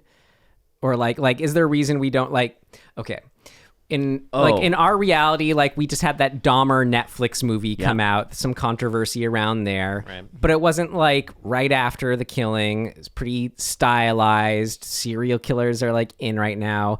The Ed Gein's, it's more his method that sort of inspired like Psycho, Texas Chainsaw, Silence of the Lambs. That feels pretty disconnected, so feels acceptable. But in this reality, we have these intense serial killers, like a series of murders, and they make directly influenced films that are overt slasher films off of these, quote unquote, real life killings. That doesn't really happen in our world. So, could you see that happening? Ryan, you are definitely on to what the plot of the next movie should be. Because it would still homage what they did with the Hollywood 3rd installment of Scream, right? But Sydney or Sam, maybe Sam, needs to don Ghostface and go after the makers of the Stab franchise. Oh. So Scream, so Return to Hollywood. It would be a good mirroring of that, but finally we would have a vigilante killer, and it would speak to exactly what you're speaking to in terms of like the themes of the world that we're living in right now, like a little bit of contemporary commentary on this exact thing. Like, have we now entered into a time where it is totally unacceptable to effectively make money and exploit the traumas of the victims of horrible thing, the worst thing that can happen, getting killed, like having a loved one get killed. Nothing's worse, right? So I think that would be fine. I'd be on board for that plot. Yeah, even though it was a totally fictional situation, I remember the first time I watched Scream 2, I found it so upsetting that the characters were just dressed as the killer from something that happened only a year ago, and acting like it was this big, fun, super cool slasher. That really bothered me. I get why it works in the context of the movie and what they were doing, but even then I was like, what would something like this be made at all? Well, that's crazy. My question I just posed to you guys. It is. I don't. It would be an interesting commentary if they could the stab. Yeah, if this stabs like exist. Sort of turning on the Scream movies as well, sort of. Yeah. Like, why are we depicting? But the Scream movies are movies. Okay. So your question is, in real life, like if the Scream universe was actual real life, would people at large be okay with a Stab franchise? No. And I think the answer is, if the Scream universe was our real reality universe, the answer is no. But the Scream universe has very explicitly established that their world is mostly okay with it, but it's jumped the shark anyway. Right? That's the premise of the last movie, that Richie is mad that it jumped the shark so hard. Like, that it's not being true to the original murders. So, that's being disrespectful to the franchise as movies versus any care out of disrespect for victims. Correct. So, in their world, I think that their universe has said that they wouldn't be okay with continuing to do the realistic version of those killings. That's why the movies continued into these absurd realms with, like, the Rian Johnson version. Yeah, like they poked fun of sort of the Jason X version of the Stab franchise, right? Yeah. Like whatever Stab they were on in the last movie. I don't remember. It was like 10 or something like that. Yeah. And it was like Stab X, and then there's a dude in like a metal ghost, a chrome Ghostface mask, and he's got a chainsaw or something like that, right? So like they've said that they're either not okay with the realistic depiction, or it's more commentary on franchises just like having no more original ideas. Well, where is that line though for you guys in real life? So if real life Stabs were taking it too far, like does Dahmer, or like if you can think of any other examples? Yeah, I mean, I get it. When I see a movie, Jenna Ortega was in a movie that's about a school shooting, which wasn't based on a real school shooting. It was about like just what the fear and the circumstances surrounding that would be. So I guess as long as you're not specifically referencing something that's real, you're just creating a representation of it, or like just the feelings around it. That's one thing. I think like Dahmer is very specifically based on actual killings. I think because like with art, I think it's good to have things to help us sort of explore, these horrific things. And where it gets tricky is the profit motivation behind it, and thinking in terms of like sheer entertainment value, like, oh, whoa, just, got killed kind of thing. Like there can't have that, level of disrespect, lack of respect there.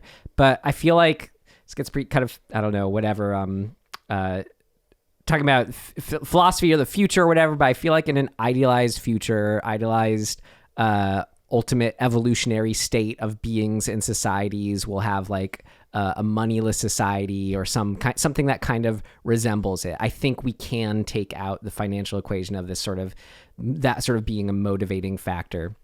So I feel like, I don't know, there's something messy in our current world when it's like, if you could justify Dahmer, people do, or they did, or whatever, and there are people who are really against it, there's still something that's just like a little weird when people, make X amount of profits based on how successful it was or whatever. I have very true crime. It's fairly strong feelings about the Dahmer thing, and like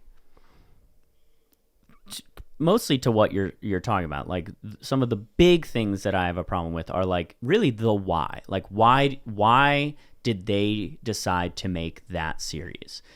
And granted, I didn't see it, and I don't know the people who made it, so this is conjecture. But my feeling is that they're making it for the sake of what you're talking about, either and profit, or the trying to exploit the wave of interest in serial killer, whatever lore or is it just true crime, supply and demand, which makes it less like, is it exploiting in that sense? But the thing is like we have our current society has started to lend a space for the voices of the people who do think that that's not cool. And that allowance hasn't existed much in our society, at least in the last 50, 100 years, whatever. Like, typically the people who are like, hey, this makes me really uncomfortable, and I think we should reconsider whether or not this is even something that is worth putting out there, that has historically gotten squashed right away. We're just now in a place where those voices are getting elevated enough for us to consider them.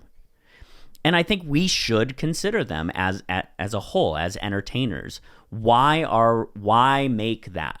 I think is the first question. And if the answer is money, fuck you, right? Because that's at the expense of people who are still alive, who are the actual victims of a horrible, horrible thing. And so I just don't think that that's okay. There are other realms of artistic expression that can live around the horrors of people like Jeffrey Dahmer and not be exploitative in that way. Well, it's interesting because you could have like someone who maybe, let's not take Dahmer as an example, but just take some non-existent hypothetical. You could have someone related to a victim who's down, wants it made for whatever reason, just to like, they have their reasons, and then someone else on the project who's an executive producer who is just in it for the money. Like, things are muddled as far as, so it is kind of, I guess what you're saying to your point, that it is the individual motivations, but it doesn't necessarily speak to the project as a whole. Maybe it can, but as far as but it's the individuals involved, it's an ethics question, right? And I think that the powers that be need to be a little bit more willing to look at the ethics of it. Like, here's another way of looking at it that I think really like was clarifying for me. Those people who were the victims of Jeffrey Dahmer, or the extended victims of Jeffrey Dahmer that are still alive, have to drive around with billboards of the dude, like, advertised. Like, they have to drive past a billboard that's holding up an actor portraying this dude. And that, I think, is unacceptable. I just don't think they should have to have that experience, much in the same way that I don't think black people should have to drive by monuments of Confederate, like, generals or whatever. Like, the why becomes, like, the biggest question. Why do we have those monuments, right? And the answer, by and large, is either to completely disregard the victims of that, or worse, to oppress, like, to make those people feel like shit. What about And so it feels similar to me in that it's a total disregard of the victims. Just to pick it apart with more examples, Titanic, is that lends an example of there being a sort of time statute of limitations? I think to a degree, yes. And like how much money it made. It's famous for how much money it's made, but that it doesn't necessarily only have to be interpreted as a greed thing, but also just like people loved it, is the audience who wanted to pay for it. But Jack and Rose are not real life people, right? Mm-hmm. Like, the victims of the Titanic are real life people, but they're the victims of oversight and greed.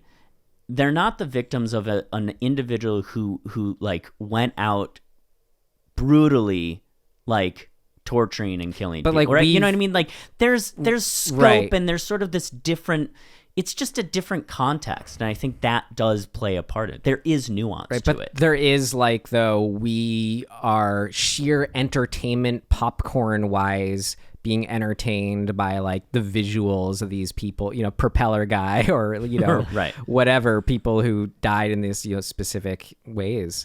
I don't know. And I mean, Titanic was such a historical moment. It was such an important moment in history and caused so much change in just how ships were built and maintained and everything. It is like a significant educational moment for a lot of people who may not be right. You wouldn't have a movie that's just the first half of Titanic. Yeah, that's true. Yeah. Well, you could. Yeah, it would be what it is. But I mean, there is a lot of nuance to this, because you could then make the argument of like, you're like, oh, the goal is ethically not to trigger anybody ever. Like, then you can't do anything, right? So there's nuance. Like, Roots, the series, needs to exist, right? And it's brutal and like wildly upsetting and very difficult to watch.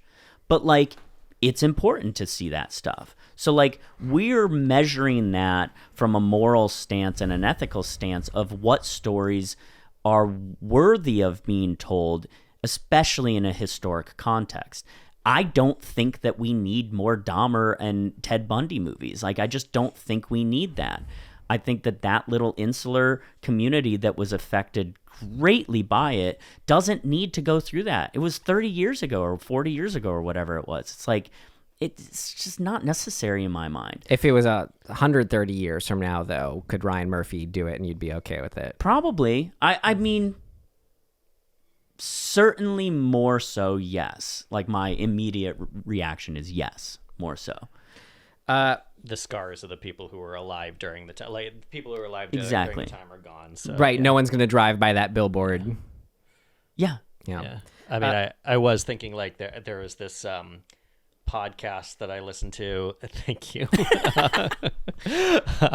I have microphone troubles, everyone. That basically, I won't necessarily name it, but it's about murders, like going through in a kind of humorous way, talking about murders from the past. And it was recommended to me, so I was like, oh yeah, there's this murder that I remember that happened right around where I grew up. Let's listen to it. And to hear it talked about in such a, I don't want to say lighthearted way, but not a particularly serious and mournful way. It was just kind of like going through like, oh yeah, this happened. And oh my gosh, that even though I did not know the person it affected, didn't know anyone really who it affected, but I remembered when it happened. That was a big deal there. So like the idea of them making a movie out of that, I get it. I get why that would be pretty traumatizing for people. It's a fine line. And I get it. A lot of people need to couch the conversation in a humorous way as a coping mechanism. Right. And I think that's fair, but there's some gray area into where it becomes shitty. As far as statute of limitations and passage of time, do you guys think more passage of time equates to a better Scream sequel? You mean more passage of time within the context of the movie or within... well, it'd be both. Yeah, from the Well, I mean, honestly, I think that this movie is benefiting from coming so quickly on the heels of the last one. And I think the last one benefited from the time, like the space in between. So I don't think that there's a rule. I think it's doing fine both ways. Yeah. It was still, I mean, yeah, I've seen it 3 times, but even if I hadn't, it would still be fresh enough in my mind that watching Scream 6 would have, yeah. You saw Scream 6 3 times already? No, I'm talking about the 5th one. Oh. I had seen the 5th one 3 times, but even if I had just seen the one time, it would, you gotta strike when the iron's hot when it comes to these sequels. Yeah. To keep the same characters around. Because it's true, there's plenty to do about, I mean, with Scream 2, there's plenty to do with just the idea of a sequel. Scream 3, I have the soft spot for it. Peter, I know you do too, but it's kind of generally regarded as a lot of people's least favorite, or could exemplify the sort of diminishing returns of making that many back-to-back. So, but I mean, Scream 4 is kind of it's my favorite after the original, you know?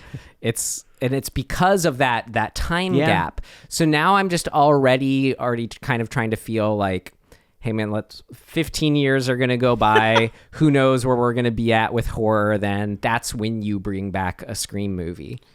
Well, I think if it were me, I would make this third one and then take that break.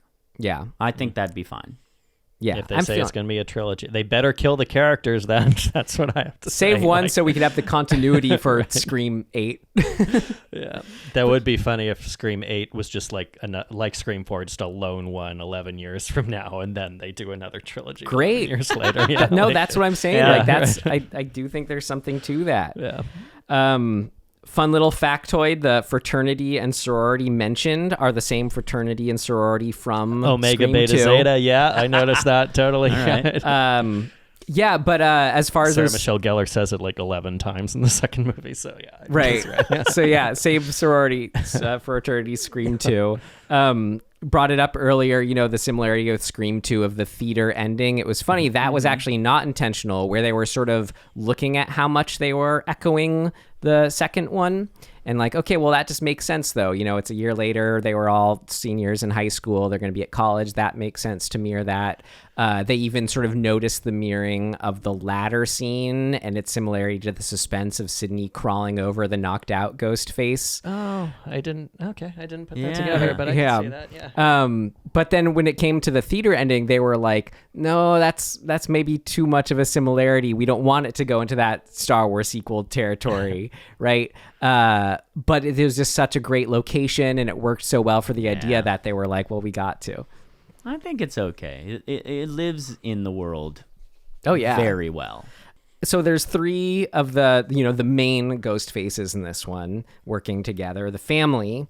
Who out of those three, the father, the son, or the daughter, do you think was the one who chopped up the college kid into little pieces and put him in a refrigerator? Ethan, the son. And it feels like an incel-y sort of like you could see serial killer style kid. You could see all of them getting on board with that. Oh yeah. All right. I don't know, the methodical. Maybe you're right. Yeah, I don't know. That's the sister seems the most unhinged of the three of them, but the brother seems like the one who'd be like, oh yeah, just we just need to like cut the body up and put it in the fridge. Yeah. You're right. He was enough of a weirdo. I could see that happening for sure. Because I thought that was pretty intense, and one of them had to do it. Yeah. You don't think they all did it together? I think the dad was like, okay, yeah, there's a chop shop over on 36th. You just said they all did it together. Go for it. Who knows? I don't know. I'm just shouting out the possibilities. Family activity. Yeah. Yeah. So okay, you do the legs. You do. I'll do the head. I think the sister was hard to really. She was so. The fact that she had this like really quirky sort of comedic lens to her early on. I don't know what kind of person she really was. Like to go from that to totally psychotic. She scares me. Yeah, I loved her going crazy at the end. Yeah. The most out of the three. Teeth getting knocked out was pretty. Oh yeah. Yeah. Well, did you guys have any things of note? I didn't spot it. I learned this after the fact, but a podcast that I listened to called We Hate Movies apparently has there are two posters throughout the movie on the wall of that, and they were very pleased to see that. Oh. Wait, was it this movie that they had a poster of Last Podcast on the left? It was. It was. Yeah.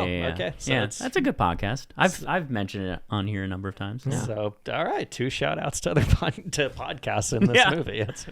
I had this written down in my notes. I hope it wasn't holdover from another film, but it apparently received the highest parental control rating possible in Hungary, an X, which means that cinemas can only put it on after 10 p.m. Wow. All right. I don't know if the other ones did or not, but Hungary has an X rating, and I just thought that was interesting that an X rating in Hungary means 10 p.m. or after. That's Have you brilliant. seen Hungarian horror films? I don't know. Like, holy shit. They're really graphic. What the are- ones I've seen. Yeah. God. Well, this isn't Hungary, but in that region, there's like a Serbian film. There's Baskin, which I think is Turkish. There's a whole series of No, that's why I didn't want to. Hungarian ones. Is Demon Hungarian? I don't know, man. That's why I don't want to presume to know what's Hungarian or not if I don't know. The general vicinity. Any things of note? I don't think so. Do we know how involved Kevin Williamson was in this one? He's just a producer, executive producer based on original characters by. So that executive producer title could really mean anything. Yeah. It could mean he was super involved giving in-depth notes on each draft. It could mean he read one draft and was like, sure, great. Yeah, here's my money. We don't know. We'd have to ask him. Let's call him. Yeah. There's your phone. Kevin? You there? Hello, Tim. So I've forgotten. How involved was he in the last movie? Did he write the last movie, or was it or just same like this one? same deal? I think, right? Okay. Just executive producing. Yeah, I think so. Okay. Yeah. Maybe a little more involved. Just one might presume, as far as getting them off on the right foot, providing. He didn't write 3, right? And he did write 4. Correct. Yeah, I believe. Yeah. I think that's right. He didn't write 3. You're right. Okay. Part of the black sheep controversy around it. Yeah. Right. Yeah. All right. Well, cool. Great. Oh, end credit tag. Yeah. I just gotta say, as someone who for most of my life has always sat through the end credits to see if there would be a tag at the end, like then Marvel comes around and then everyone starts doing it. I was just like, okay. And the perfect Scream end tag too. Not every movie has to have a end credit tag or something like that. That's literally what it was. And then you can imagine that looked like it was just from the like extra takes or something like that. Right. That's what it felt like. Yeah.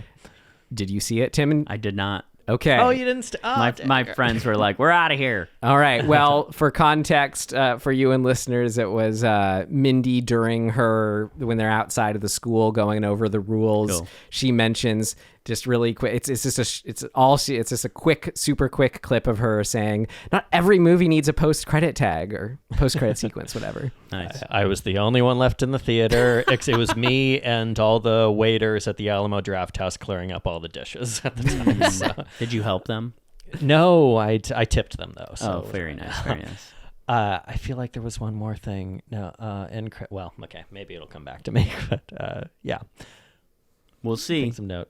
We'll see. Yeah, if you remember, you can bring it up again. I hope to see you guys back here for Scream 7, which just makes Scream 5 not being called that all the more funny.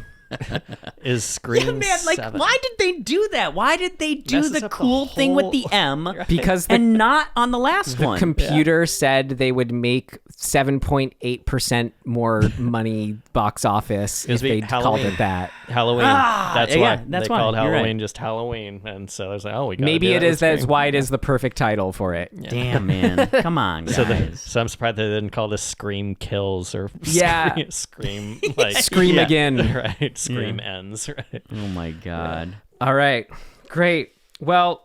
Oh, I remember. Okay, yes, Gail had the photo that Dewey had that's actually of David Arquette and Courtney Cox. Like she had that photo on her nightstand. That's funny. That was another reason why I felt like, oh, she should have gotten she should have gotten killed because it showed the photo. I don't know. It's like it would have been a nice echo of Dewey, but fine. Okay, Courtney Cox, you get to be in another movie. Right. And so, so you reference that as a photo. That's an actual photo of them being a couple, but it's also the one that Dewey was looking at in Scream 5 that he has up. Yeah. Yeah.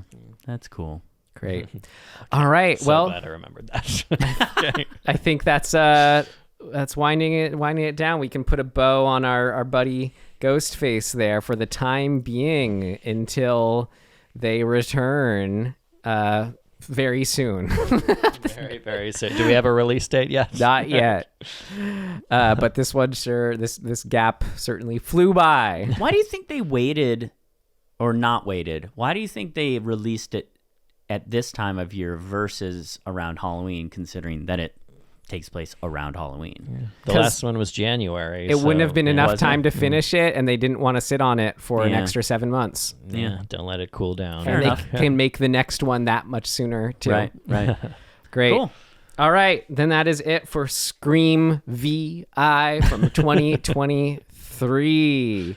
So to wind down then, some quick RecommenDEADtions, as we like to do. I'll recommend Dead one I just watched, not a horror film, but Up All Night films are very near and dear to me. And there's one I just saw from 1986 called Modern Girls. It had Virginia Madsen in it. Oh, wow. It's it was great. It was a LA set one, so bonus points there too. But it's like almost feels like it could have been a 80s period piece made not during the 80s by how 80s it all is. Sure. But it works that way too, as super 80s film that's fun for that reason. Just just fun little up all night movie. I recommend it. It was one that I recommended it, one I hadn't known about. It's called Modern Girls. Check it out. Make it a double screening with Swingers or something like that. Oh, yeah. Swingers. I love that movie. Is it my turn? Sure. All right. I will recommend Dead, a movie that I've told basically everyone I know over the last few months. Like, you gotta see this. Please see this. Please support this movie. And that is Babylon is now available on Blu-ray and DVD and streaming and all the ways you want to watch it at home. It's available now. Give it a look. It was my favorite movie of 2022, and I'm still really bummed out that it was such a financial disaster, but it's a great movie. I did want to keep these quick, Peter, but since a lot of people do not seem to enjoy Babylon, can you help give our listeners who may not have seen it any kind of perspective or with what eyes they should be going into it with to better their chances of enjoying it? If you're someone who likes movies about the love of movies, if you like Singing in the Rain, if you like Once Upon a Time in Hollywood, if you like movies that really celebrate the joy and the passion of being in this area. We're recording this from LA, and what it's like to, like, the joy of that taste of being a movie star and the drive of being a movie star, and just that whole environment and that vibe of excess and glamour that can be so indulgent and so fleeting. It is absolutely, I mean, is it the best example of that? That's up to you to decide, but it's certainly worth your time. It is. The 3 hours flies right by. It's 3 hours. Yeah, it's 3 hours. Oh, I saw it twice. I sat through all 3 hours twice in the movie theater. Right. And yes, if you like it as much as I did, you will wish you had seen it in the movie theaters as well. So it's Margot Robbie should have been nominated. She's fantastic in that movie. I hope that convinces people. But I mean, even if you hated La La Land, I love La La Land, but even if you hated it, I can easily see you liking Babylon, which is from the same director, Damien Chazelle. So yeah, hopefully that sells it well, because it really is a movie with just packed to the brim with comedy, heart-wrenching moments, disgusting, like, what the hell is going on moments, and it just has one idea after another in it. So interesting. You have not seen it yet? I have not. All right, what's your recommendation? I finally watched Parasite. Oh my gosh. Which is funny.